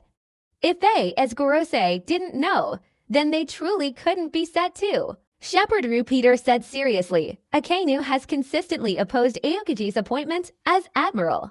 The two have very different viewpoints." Ethan Baron V. Nasujiro Sate, carrying his samurai sword, followed along, saying, "That's right. With this kind of internal conflict, the Marine headquarters will sooner or later split into 2 or 3 factions, causing the overall fighting strength of the Marines to decline and diverting all their energy into internal strife. Our biggest enemy right now is Kaido. Kaido poses too great a threat. Even now, Ethan Baron v Nasujiro Saint still recalls the merciless crushing defeats he suffered at Marineford at Marine headquarters. That feeling fills Ethan Baron v Nasujiro Saint with fear from within. Facing Kaido would be life-threatening. Saint J. Garcia Saturn said in a somber tone, internal struggles within the Navy aren't without their advantages for us. Over the years, our control over the Navy has weakened considerably.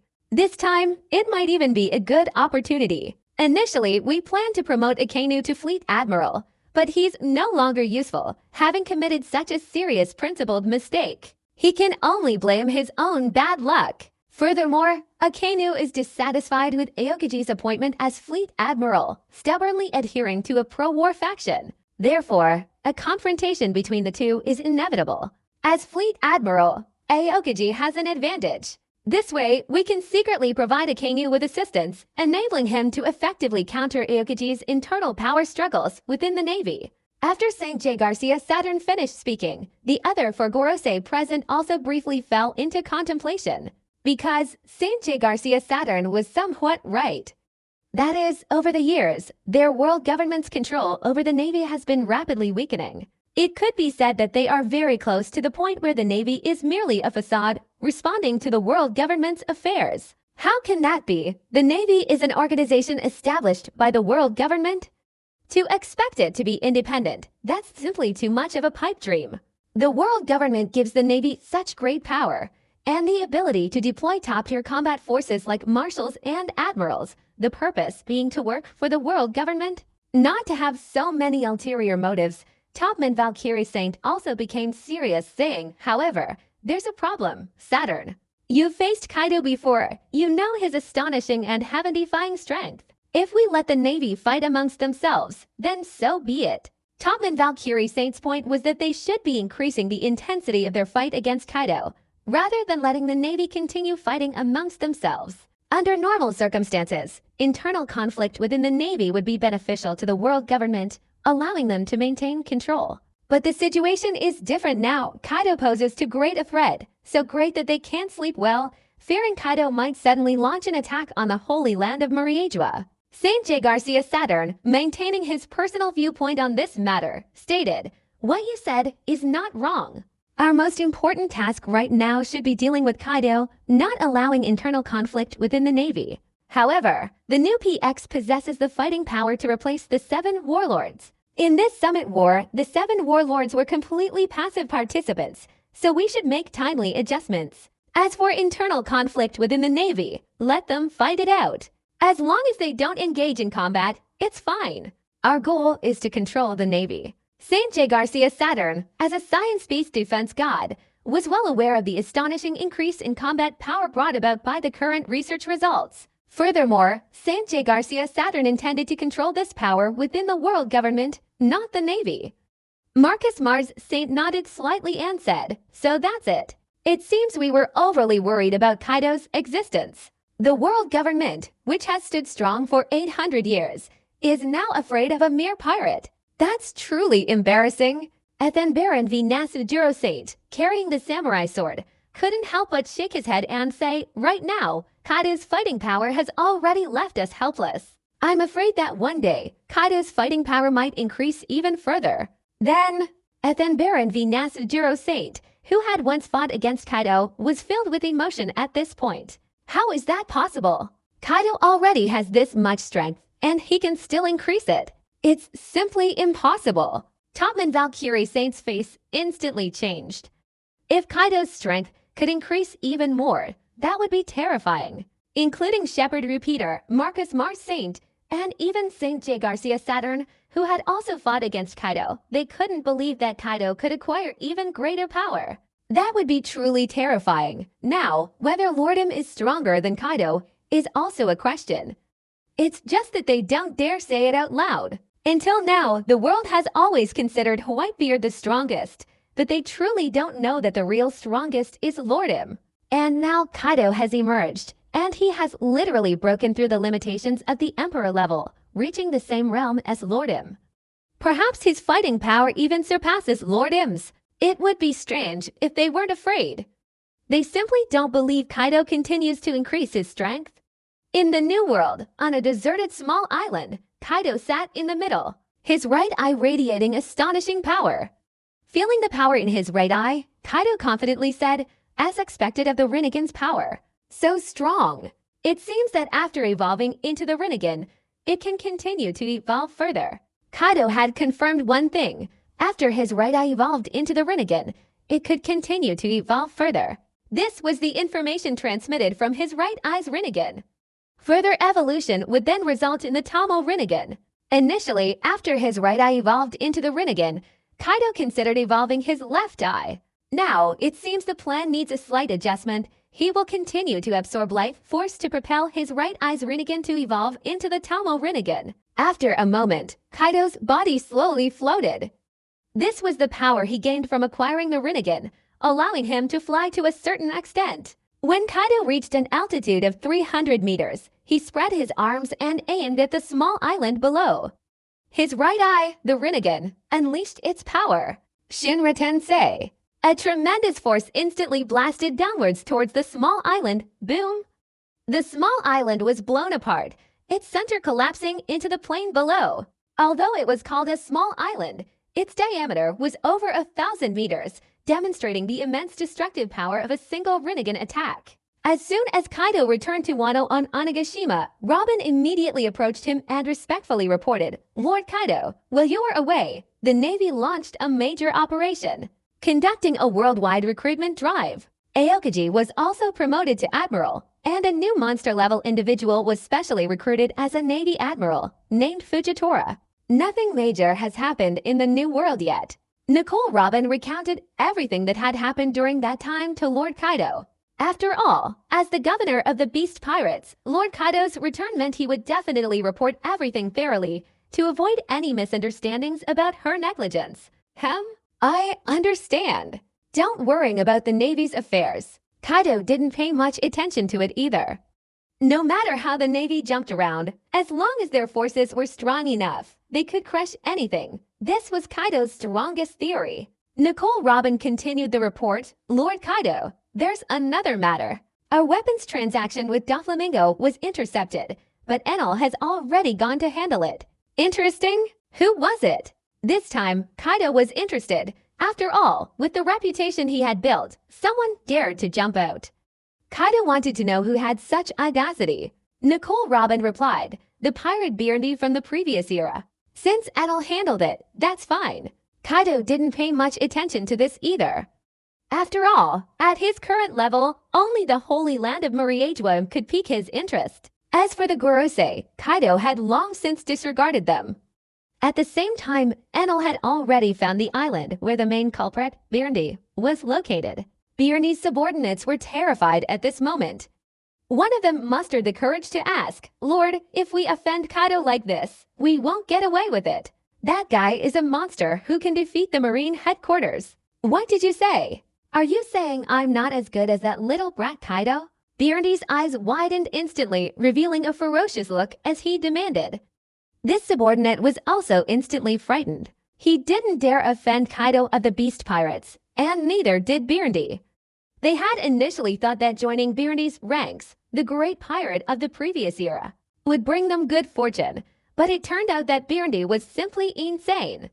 He dared to directly attack the Beast Pirates and intercept their weapons. This was practically suicide. Not joining Byrne's ranks would have ensured their safety. Currently, it seems he's about to lose his life. Byrne, however, arrogantly said, "Others fear that little brat Kaido, but I don't. I've been imprisoned for too long. The world has forgotten that I'm the destroyer of the world. If you dare to utter another word of nonsense, I'll butcher you first. Understand?" "Yes, Lord World." The henchman, terrified, quickly replied. They were afraid of being killed by Lord World the next second. Such a death would be pointless. Byrne took a sip from his gourd. Enel landed on the island, looked around, and whispered, "In other words, Byrne is quite easy to find on this island." "That old fellow. Then let me greet you first." 10,000 thunders. Enel continuously raised his hand, gathering the power of the Goro Goro no Mi, concentrating lightning in the air. Old man, let me go. Enel ferociously unleashed a torrent of lightning from the sky, giving these people no time to react. Upon arrival, he immediately launched his ultimate attack. Boom! Byrndy, who was happily drinking, was instantly buried under the lightning. As for Byrndy's subordinates, they were reduced to a pile of black smoke by Enel's lightning bombardment. Byrndy, crawling out from the ruins, his entire body shrouded in black smoke, angrily shouted, "It's that bastard! Get out here!" "It's me," Enel appeared before Byrndy, sneering, "Old man, you're really tired of living. Daring to steal our beast pirate's weapon. So you're Kaido's little brat. Why didn't Kaido come himself? He sent you to deal with me. You don't know your own limits." Byrndy, realizing it wasn't Kaido himself who had descended, immediately scoffed. In Byrndy's opinion, only Kaido could possibly be his match. Hearing the old man's arrogant words, Enel couldn't help but sneer. "Ha ha! This is truly hilarious. You old man want to challenge Lord Kaido? Old fellow, let me punish you. Little brat." Byrndy lunged at Enel, raising his fist to strike. However, Enel dodged Byrndy's attack with even greater speed. Byrndy immediately reacted, saying, "So that's it. It's the Logia-type Goro Goro no Mi ability. What a lucky little brat. No wonder he was able to unleash lightning attacks just now." The Logia-type Goro Goro no Mi ability of this little brat truly surprised Byrndy. After all, the Goro Goro no Mi ability is a top-tier Logia-type ability. Ha ha! If you know how powerful my fruit ability is, then obediently accept your death, you old man who's about to die. Enel sneered coldly, his hands continuously unleashing lightning attacks. Byrndy used Bisashoku Haki to block Enel's lightning attacks. "Kid, do you think just lightning can defeat me?" "Moa Moa no, 100-fold acceleration." Byrndy grabbed a rock, covered it in Bisashoku Haki, and hurled it at Enel. Enel's body was instantly shattered. Not far away, Enel's figure reappeared, but blood was gushing from his forehead. Enel wiped the blood from his forehead and said, "If I hadn't dodged in time, I might have been seriously injured, not just bleeding." Ha ha ha! Byrndy burst into laughter, saying, "How about that? Kid, do you know how powerful I am? Quickly call Kaido over. Old man, do you think you can defeat me?" Enel's face instantly darkened. Where did this old man get the confidence to think he could defeat him? Enel used to be extremely arrogant, but since meeting Lord Kaido, Enel learned what true strength was, and his arrogance had subsided considerably. Now, encountering such an arrogant old man, his anger flared up instantly. "I haven't even shown off yet, and you old men are already showing off?" 16 million volt Thunder Dragon. Byrndy quickly grabbed another rock and threw it at Enel's Thunder Dragon. Moa Moa no, 100-fold Enel's. A small rock instantly grew to an enormous size. Boom! It shattered Enel's Thunder Dragon. Enel was stunned. After 2 real confrontations, Enel had discovered this old man's Devil Fruit ability. It's kind of unique. Enel then questioned, "Old man, what exactly is your Devil Fruit ability?" "Kid, I'm a user of the Paramecia-type Momo no Mi Devil Fruit, capable of accelerating objects to their maximum speed, 100-fold. Are you scared now?" Byrndy confidently replied. According to Byrndy, after he revealed his Devil Fruit ability, this Goro Goro no Mi user would surely be terrified.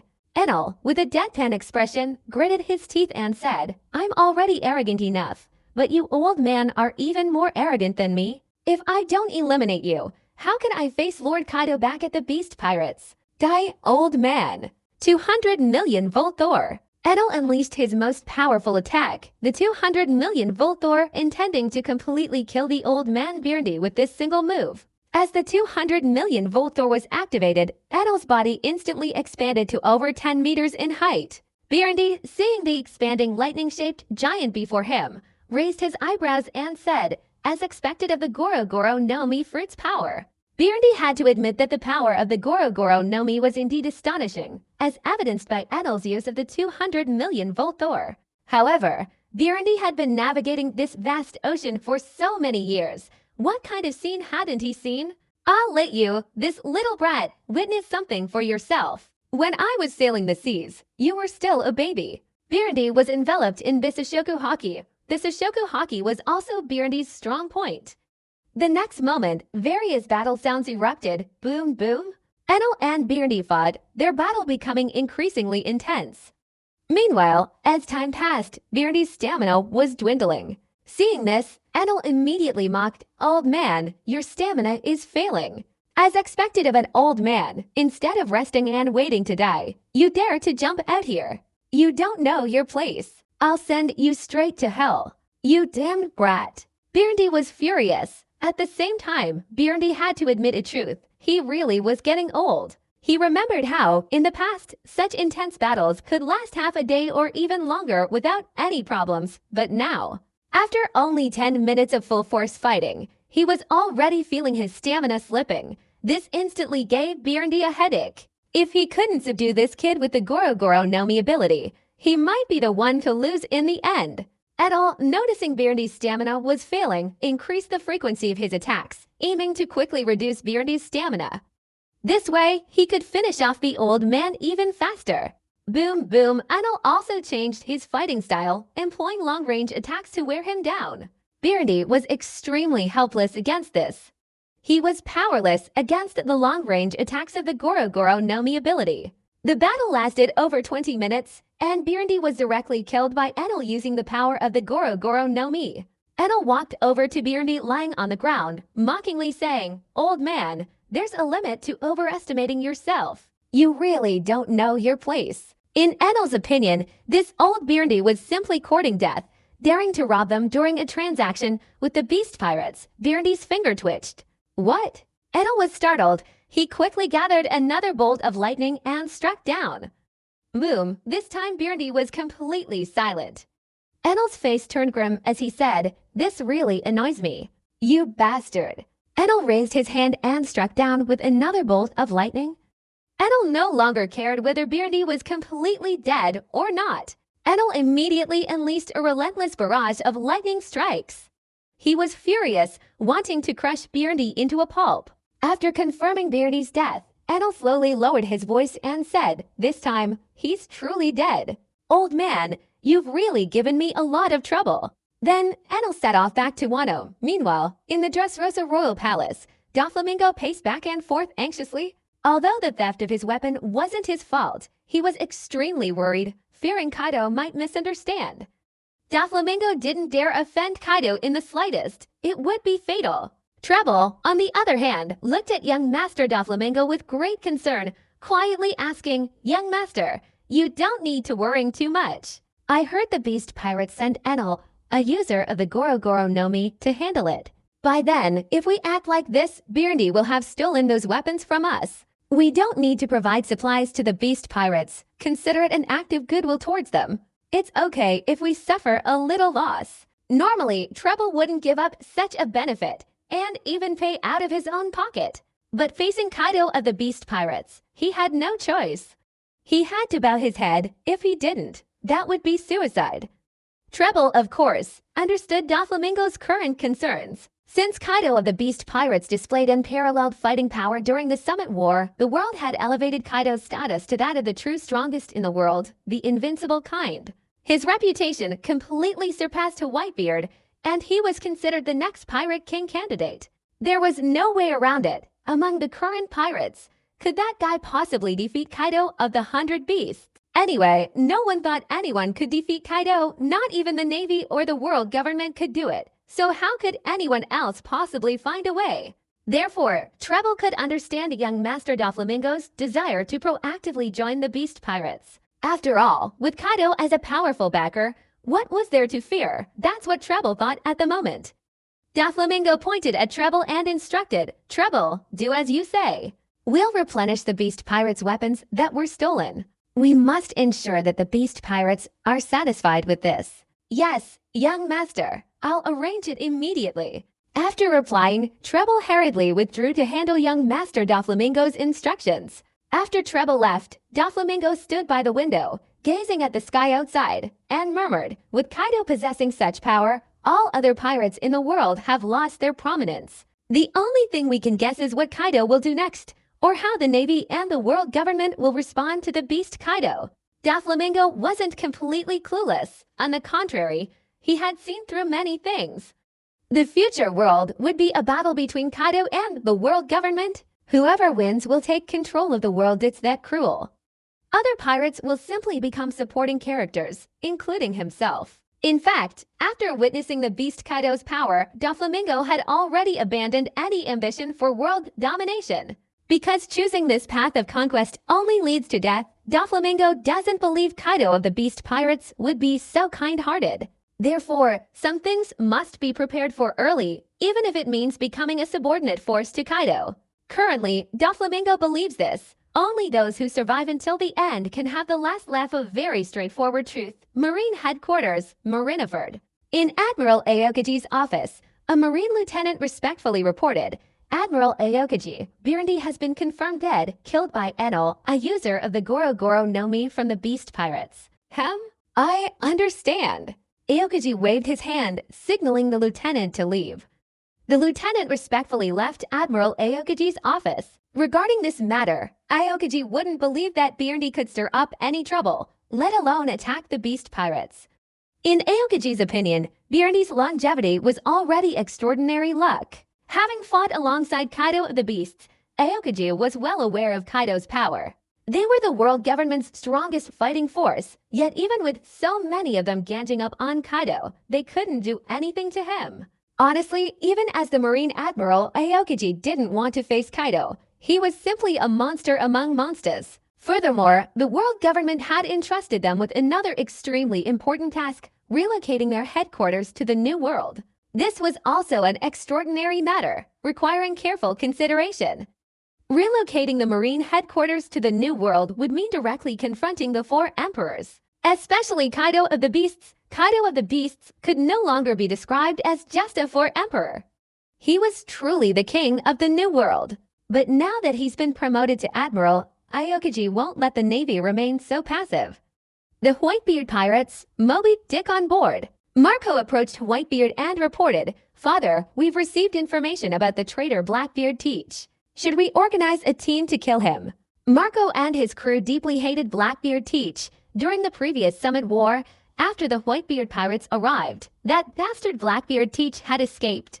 Whitebeard took a large gulp of sake and chuckled. Phew, that little brat. His pirate crew is quite difficult to deal with now. He even stole Sengoku's abilities. Whitebeard said this, but in reality, he didn't want his sons to take the risk. He didn't want Teach, who had obtained Sengoku's abilities, and his pirate crew, to be dealt with personally. The risk was too high. Marco, of course, knew that his father's words were for their safety, but the revenge for Thatch's death had to be taken.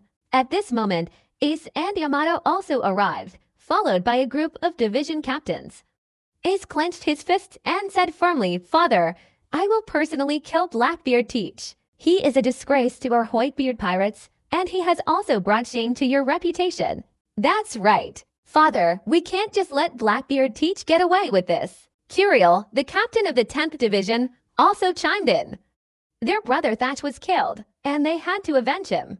Rakuyo, the captain of the 7th Division, said, Father, if we all mobilize these division captains, even if that traitor Teach obtains the power of the dual fruit with so many of us, we can definitely kill him.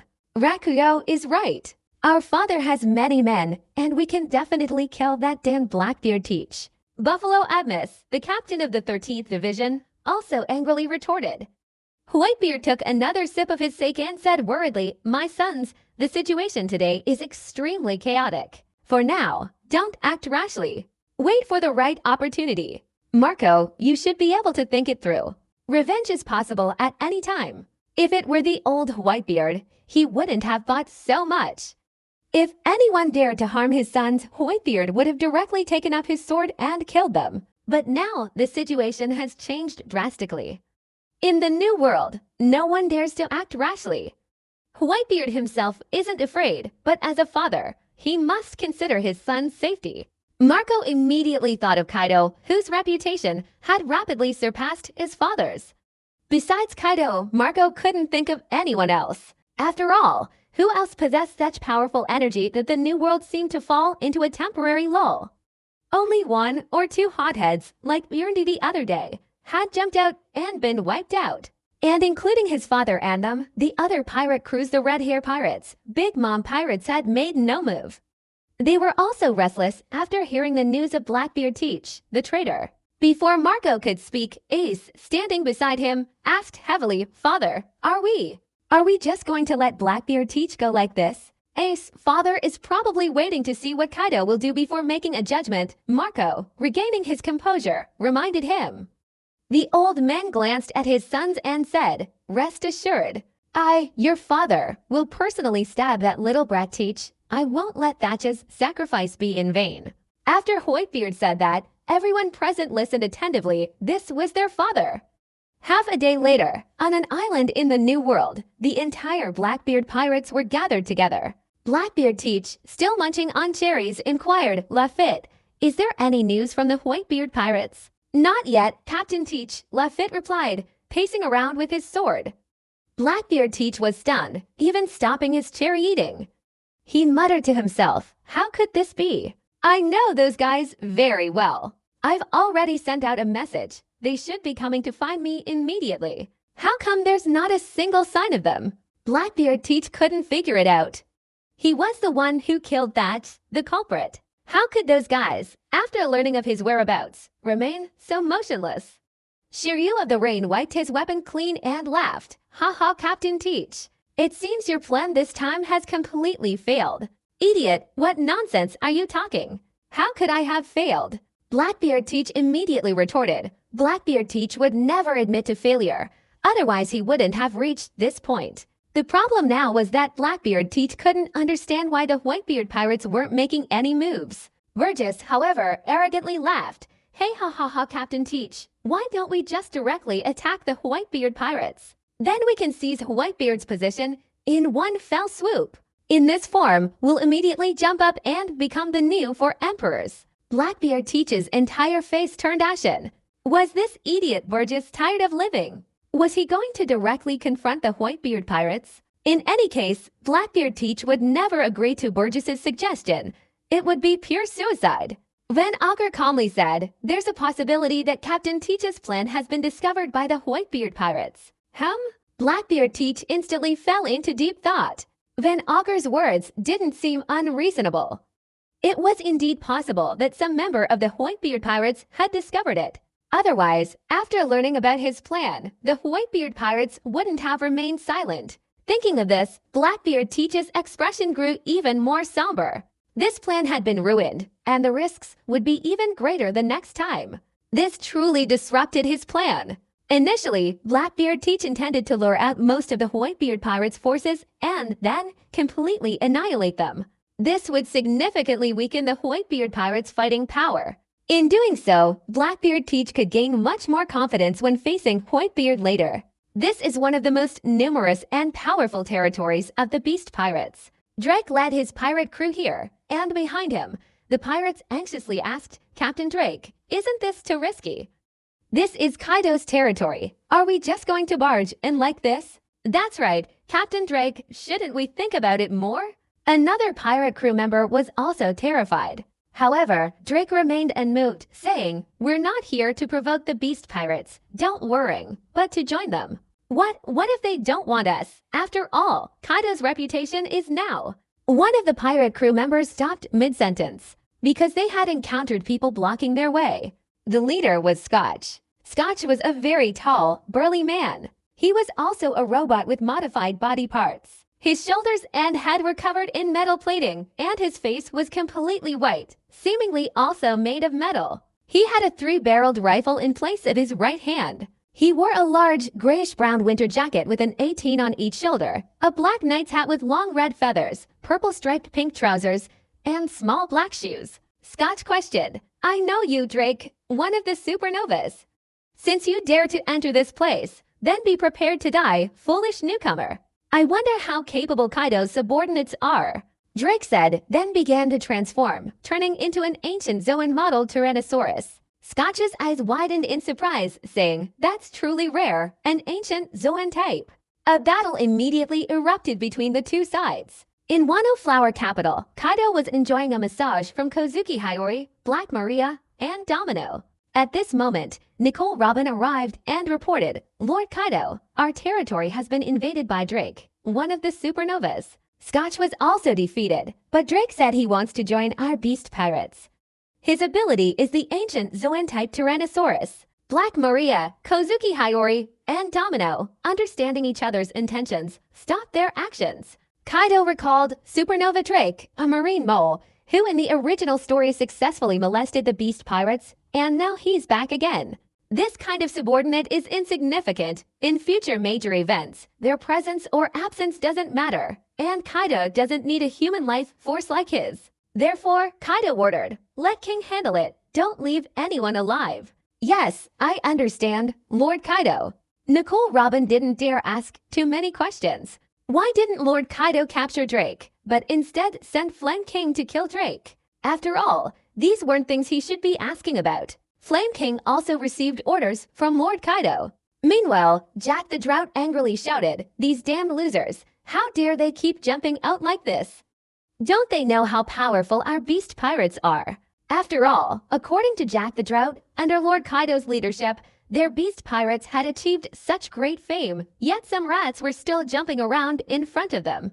Enel sat eating an apple, his dead fish eyes saying, "They're all a bunch of fools who don't know their place. They don't know their own limits. It's better to just kill them all." Flame Ear King stood up and said, "I'm going." Then, Flame Ear King transformed into a pteranodon model and flew eastward. Who slowly smoked, saying, "No matter how powerful you are, there will always be some rats jumping out. It's normal. Just eliminate them." For Who, this wasn't a big deal. After all, he had worked under the world government's CP before. Even with such immense power, there were still people who dared to secretly interfere. Therefore, encountering this kind of situation, Who wasn't as agitated as Jack the Drought, but felt nothing. At the same time, on the other side, Drake had tied up the defeated Scotch. Scotch angrily shouted, "Disgusting little brat, since you want to join our beast pirates, how dare you attack me like this, bastard?" "You're too weak," Drake simply replied. Drake's pirate crew members were extremely worried and uneasy because they didn't know if Kaido, the strongest creature in the beast pirates, would accept them as Captain Drake. If he refused to accept them, it would mean they had completely offended the beast pirates, and they would have absolutely no way out. Just thinking about this terrified them. Drake, however, sat calmly, waiting for the beast pirates' response. Drake was very confident that he could successfully infiltrate the beast pirates. Because the beast pirates are mostly Zoan-type devil fruit users, Drake, being an ancient Zoan himself, has an even greater chance. Currently, the Navy places great importance on Kaido of the beast pirates, and Drake, as an informant sent out, must infiltrate the beast pirates' ranks. He needs to gather as much intelligence about Kaido as possible for the Navy, so that at some point in the future, they can wipe out Kaido and his pirate crew. Only in this way can Drake truly demonstrate his worth. After arriving at the scene, Flame King saw Scotch, who was banned by Drake, from the air. Both Drake and Scotch saw Flame King flying towards them from the sky. Drake whispered, "Is the one who's here the leader of the beast pirates' 3 calamities, Flame King?" "Little brat, you're definitely going to die. Our king has arrived." Scotch wanted to kill Drake, making things so difficult for him. In Scotch's opinion, this supernova Drake was so unreasonable, attacking the area and even claiming to join their beast pirates. In Scotch's eyes, King had definitely come to deal with Drake. After dispelling the Pteranodon model, Flame King landed in front of Drake. Flame King coldly questioned, "Are you the supernova Drake? If so, your invasion of the area is tantamount to provoking our beast pirates. It's a misunderstanding. I've long admired Lord Kaido, and this time I'm requesting to join his ranks. As for the numerous events happening here, I just wanted Lord Kaido to see my potential," Drake replied calmly. Drake had great confidence in joining the beast pirates. After all, he possessed the Zoan Ancient Zoan ability. The Flame King continued, "I heard you're a Zoan Ancient Zoan model Tyrannosaurus user."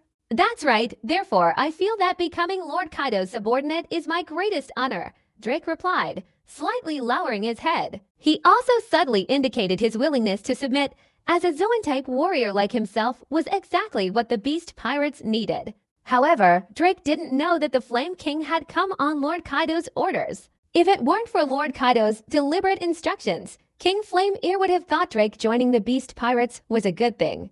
Their beast pirates were primarily composed of Zoan-type devil fruit users. Moreover, Drake was an ancient Zoan devil fruit user. Mythical Zoan users were extremely rare. Since Lord Kaido had already given instructions, there was no need to keep Drake, and King Flame-Ear wouldn't bother asking Kaido for the reason. Then King Flame-Ear slowly drew out his sword.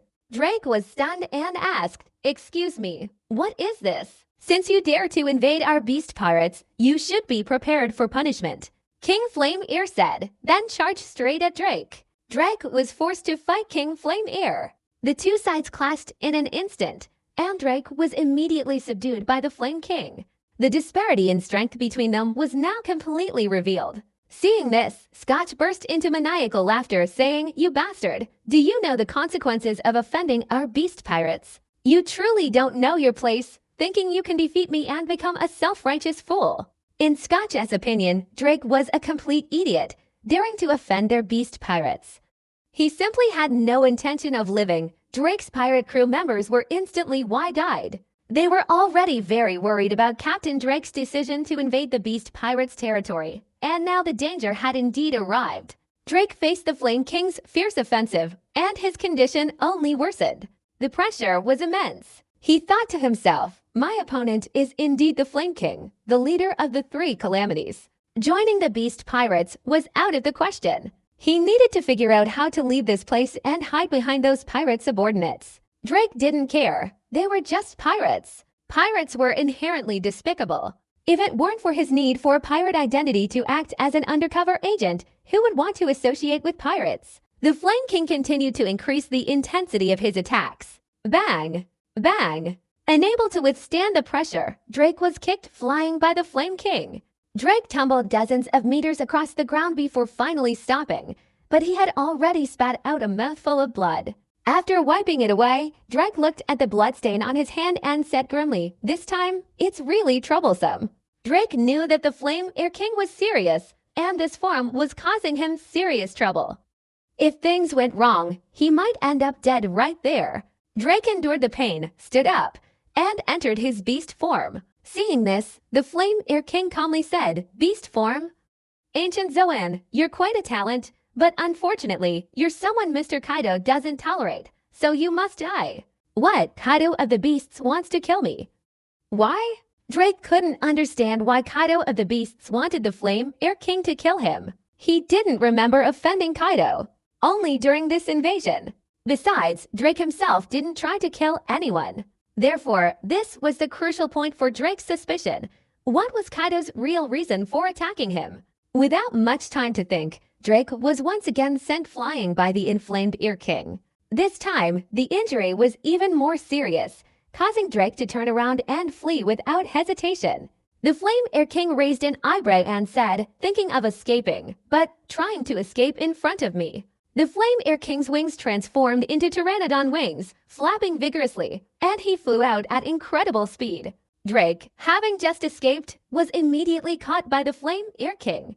Drake's eyes widened as he watched the rapidly approaching Flame-Ear King, his scalp tingling. This time, escape was impossible. Catching up to Drake, the Flame-Ear King kicked him in the back, sending him crashing into the snowdrift. The Flame-Ear King landed, calmly saying, "If I let you escape today, it would be a disgrace to me. So next, will you jump out yourself, or will I force you out?" Drake leapt up from the snowdrift, landing on the snowy surface, once again locked in a struggle with the Flame King, though Drake was already seriously injured. After half an hour, Drake was completely torn into 8 pieces by the Flame-Ear King, utterly dead. At Marineford, Marine Headquarters, Marshal Kuzan was in his office when Kobe rushed in, gasping for breath. Aokiji asked suspiciously, "Kobe, what's wrong? Why are you so flustered? Tell me." Marshal Kuzan, "Rear Admiral Drake has died in battle, just as his life card burned to ashes," Kobe reported frantically. Aokiji was stunned and shocked upon hearing this. Drake was a Marine secret agent, carrying out secret missions, and now that he had died, the Marines absolutely had to find out the cause of Drake's death. Kobe took a deep breath and continued his report. Also, the last information Admiral Drake sent back was that he intended to join the Beast Pirates and had already headed east, so I suspect. When Kobe said this, Aokiji could no longer doubt it. There was a 90% or higher probability that he was killed by members of the Beast Pirates. Aokiji tapped his fingers on the table and said doubtfully, the Beast Pirates have always primarily recruited Zoan-type Devil Fruit users, haven't they? Drake is an ancient Zoan, so normally he should be more welcomed by the Beast Pirates. It was precisely this thought that made Aokiji so confused.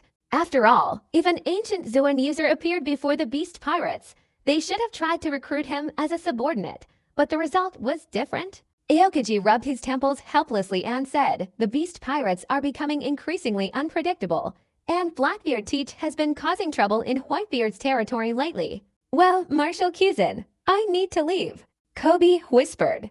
Aokiji waved his hand, signaling Kobe to leave. Just as Aokiji was feeling overwhelmed by all the problems he was facing, on a deserted small island near Nine Snake Island in the Grand Line Com Belt, teeming with various wild beasts, King of the Underworld Rayleigh was conducting special training with the Straw Hat Pirates. At this point, the Straw Hat Pirates' overall strength was practically non-existent in the New World.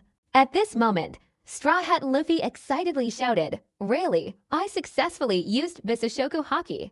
Not bad, you've mastered Bisashoku Haki in almost 2 months, Rayleigh replied, nodding slightly in satisfaction. Rayleigh was extremely pleased with Luffy's talent. As long as he continued to grow steadily, becoming a top-tier powerhouse in the future would be absolutely no problem. The Straw Hat Pirates all smiled happily with Zoro almost able to use Bisashoku Haki and Sanji following closely behind. The other members of the Straw Hat Pirates were also working hard, and now that Luffy was the first to successfully use Haki, they, as crew members, were naturally overjoyed. Luffy clenched his fist and confidently said, in the future, I will definitely become the Pirate King. Luffy, give up. Rayleigh pulled out his sake bottle and drank, also advising Luffy to abandon his dream of becoming the Pirate King. As soon as Rayleigh said this, everyone in the Straw Hat Pirates fell silent, including Luffy, who was stunned. He didn't know why Rayleigh wanted him to give up his dream of becoming the Pirate King. However, Luffy remained steadfast, saying, no matter how difficult the road ahead, I will persevere, even if it means death. It's useless, just consider it an adventure. Don't attempt to reach that position unless you possess the power to defeat Kaido of the 100 Beasts, otherwise, it's all in vain. Rayleigh's tone instantly became serious as he reminded him. According to Rayleigh, having dreams is good, and the motivation to strive is also good, but there's one thing. If the enemy's strength exceeds expectations, then you must change your mind. Rayleigh mentioned Kaido of the 100 Beasts. The Straw Hat Pirates, including Luffy, were all thinking about the fighting power Kaido displayed during the Summit War. That astonishing fighting power seemed like that of an invincible god of war. Usopp whispered fearfully, Luffy, why don't you just give up becoming the Pirate King? That way, you won't offend Kaido. The main reason was that offending Kaido would inevitably lead to death. Zoro, Sanji, and the others also looked dejected. There was nothing they could do. Kaido's fighting power was truly astonishing. In the previous battle, Kaido single-handedly fought a group of top-tier powerhouses without falling behind and even managed to gain the upper hand.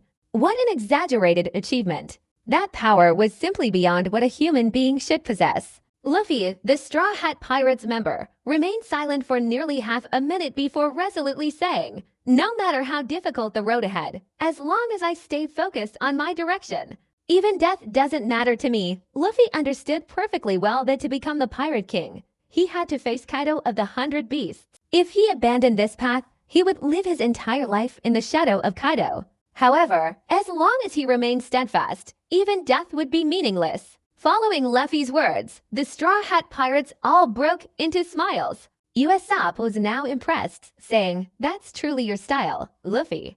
Rayleigh also burst into laughter, saying, interesting. Then keep striving. Who knows, a miracle might happen in the future. Rayleigh also felt that it was impossible for Luffy to give up his dream of becoming the Pirate King. If Luffy, the Straw Hat Pirates, were to give up just because of this kind of talk, it would clearly show that the Straw Hat Pirates had mistaken the wrong person. But the advantage was that he could survive. Everything has its pros and cons. Luffy looked at his companions, Zoro, Sanji, Usopp, Dizza, Chopper, Frankie, and Brook. Zoro, representing the group, stepped forward and said, Luffy, we will all follow you. The others nodded in agreement.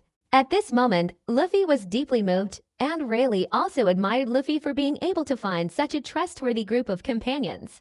Deza waved his hand and smiled, saying, "Anyway, Captain Luffy is like this, and everyone is used to it. Whatever Luffy wants to do, we'll follow." Miss Deza is right. We should show off our captain like that. Sanji immediately followed suit and replied. Frankie laughed heartily. This is what real adventure is all about. How Straw Hat Luffy chuckled, rubbing his nose with his finger. His companions were so reliable. Rayleigh took another sip of sake, smiling slightly. Okay, the special training continues. You guys still have a long way to go, so you'd better not be lazy. Brook kept muttering to himself, Rayleigh, you're the captain. He had heard of him before, but he never imagined he'd achieved such great success and become the Pirate King. For Brook, there were so many memories, some of which were almost forgotten, because for him, the time was too long ago. The following day, at Marineford headquarters, Aokiji held a high-level conference. The three admirals, Akainu, Kizaru, and Fujitora, were all present, along with Vice Admirals Tsuru, Onigimo, Momonga, Doberman, and several others from the Flaming Mountain Group. Aokiji spoke first. I'm sure everyone understands the purpose of this conference. The world government has ordered our Navy to relocate its headquarters from the first half of the Grand Line to the G1 branch in the New World. What are your thoughts on this? Relocating to the New World means directly facing the Yonko Kaido. Wouldn't that be too much? Momonga couldn't help but respond with concern. According to Momonga's words, many people were also worried. After all, Kaido of the Beasts was still clearly visible. Just thinking about Kaido's strength made the Marine's hair stand on end. Facing Kaido, even 10,000 lives wouldn't be enough. Reality was that cruel. Akainu sat in his chair, his face cold, and said, should we retreat just because Kaido of the Beasts is strong? Where would the Marine's prestige be then? It is precisely because Kaido of the Beasts is strong that we should relocate to the New World, so that everyone can see the Marine's determination. According to Akainu, no matter how strong the enemy was, there was no room for retreat. Only the pursuit of justice to the very end. Akainu was that iron-blooded. Onigimo chimed in, Admiral Akainu is right, our Navy has stood firm, never falling. For 800 years, we've faced countless powerful pirates, but we haven't fallen. That's not entirely true. The main reason is that Kaido of the Beasts is simply too overwhelming, Momonga replied, shaking his head. Kaido's destructive power was terrifying. Momonga continued, I'm also worried that the Navy might not be able to handle it in the end. Even with the combined efforts of the Navy's high-level fighters and the world government, they still can't do anything against Kaido of the Beasts. Does going to the New World offer a solution? What if Kaido of the Beasts turns against us? Momonga also spoke at length, mainly about Kaido of the Beasts. While it was originally a good thing that Kaido of the Beasts wasn't transferred to the New World, things are different now. Facing Kaido of the Beasts requires extreme caution. Akainu's gaze shifted to Momonga, questioning, Momonga, you're a Marine Vice Admiral. Where's your conduct? Are you going to retreat just because the pirates are powerful? Admiral Akainu, you've misunderstood. Momonga couldn't take the blame in front of everyone, otherwise he might get into trouble later. Aokiji reminded him, Sakazuki, stop arguing. After all, Momonga was thinking about the safety of our Marines. If you get so angry, you're wrongly blaming Momonga. Kyuzin, I'm telling the truth. Are you also that weak? Facing powerful pirates, you only choose to retreat? Sakazuki, without giving Aokiji any face in front of everyone, directly retorted. Kizaru, on one side, looked both humble and astonished, muttering to himself, how terrifying. I feel like I shouldn't be staying here. I should leave quickly. For Kizaru, this situation was completely out of character. He just wanted to leisurely enjoy his afternoon tea. Not get involved in this, it was too troublesome. Indeed, he still needed to find a way to avoid it. Meanwhile, Fujitora sat very quietly, seemingly indifferent to everything that was happening. Aokiji didn't get angry, but spoke coldly to Akainu. As an admiral, you haven't done your job properly in obeying orders, and you're causing trouble. If that's the case, I doubt whether you, as an admiral, can even win. You should understand, I am the Marine Admiral. Disgusting, Kyuzin. Kyuzin's last words instantly made Akainu want to tear the room down. I'm the Admiral. Akainu hated hearing that sentence the most right now. Just hearing it made Akainu want to kill someone. It seemed that the position of admiral had become a mental illness for Akainu. This bastard Kyuzen had repeatedly reminded Akainu of the phrase he hated most, "I'm the admiral." Akainu glared at Aokiji, saying, "Kyuzen, you will regret this."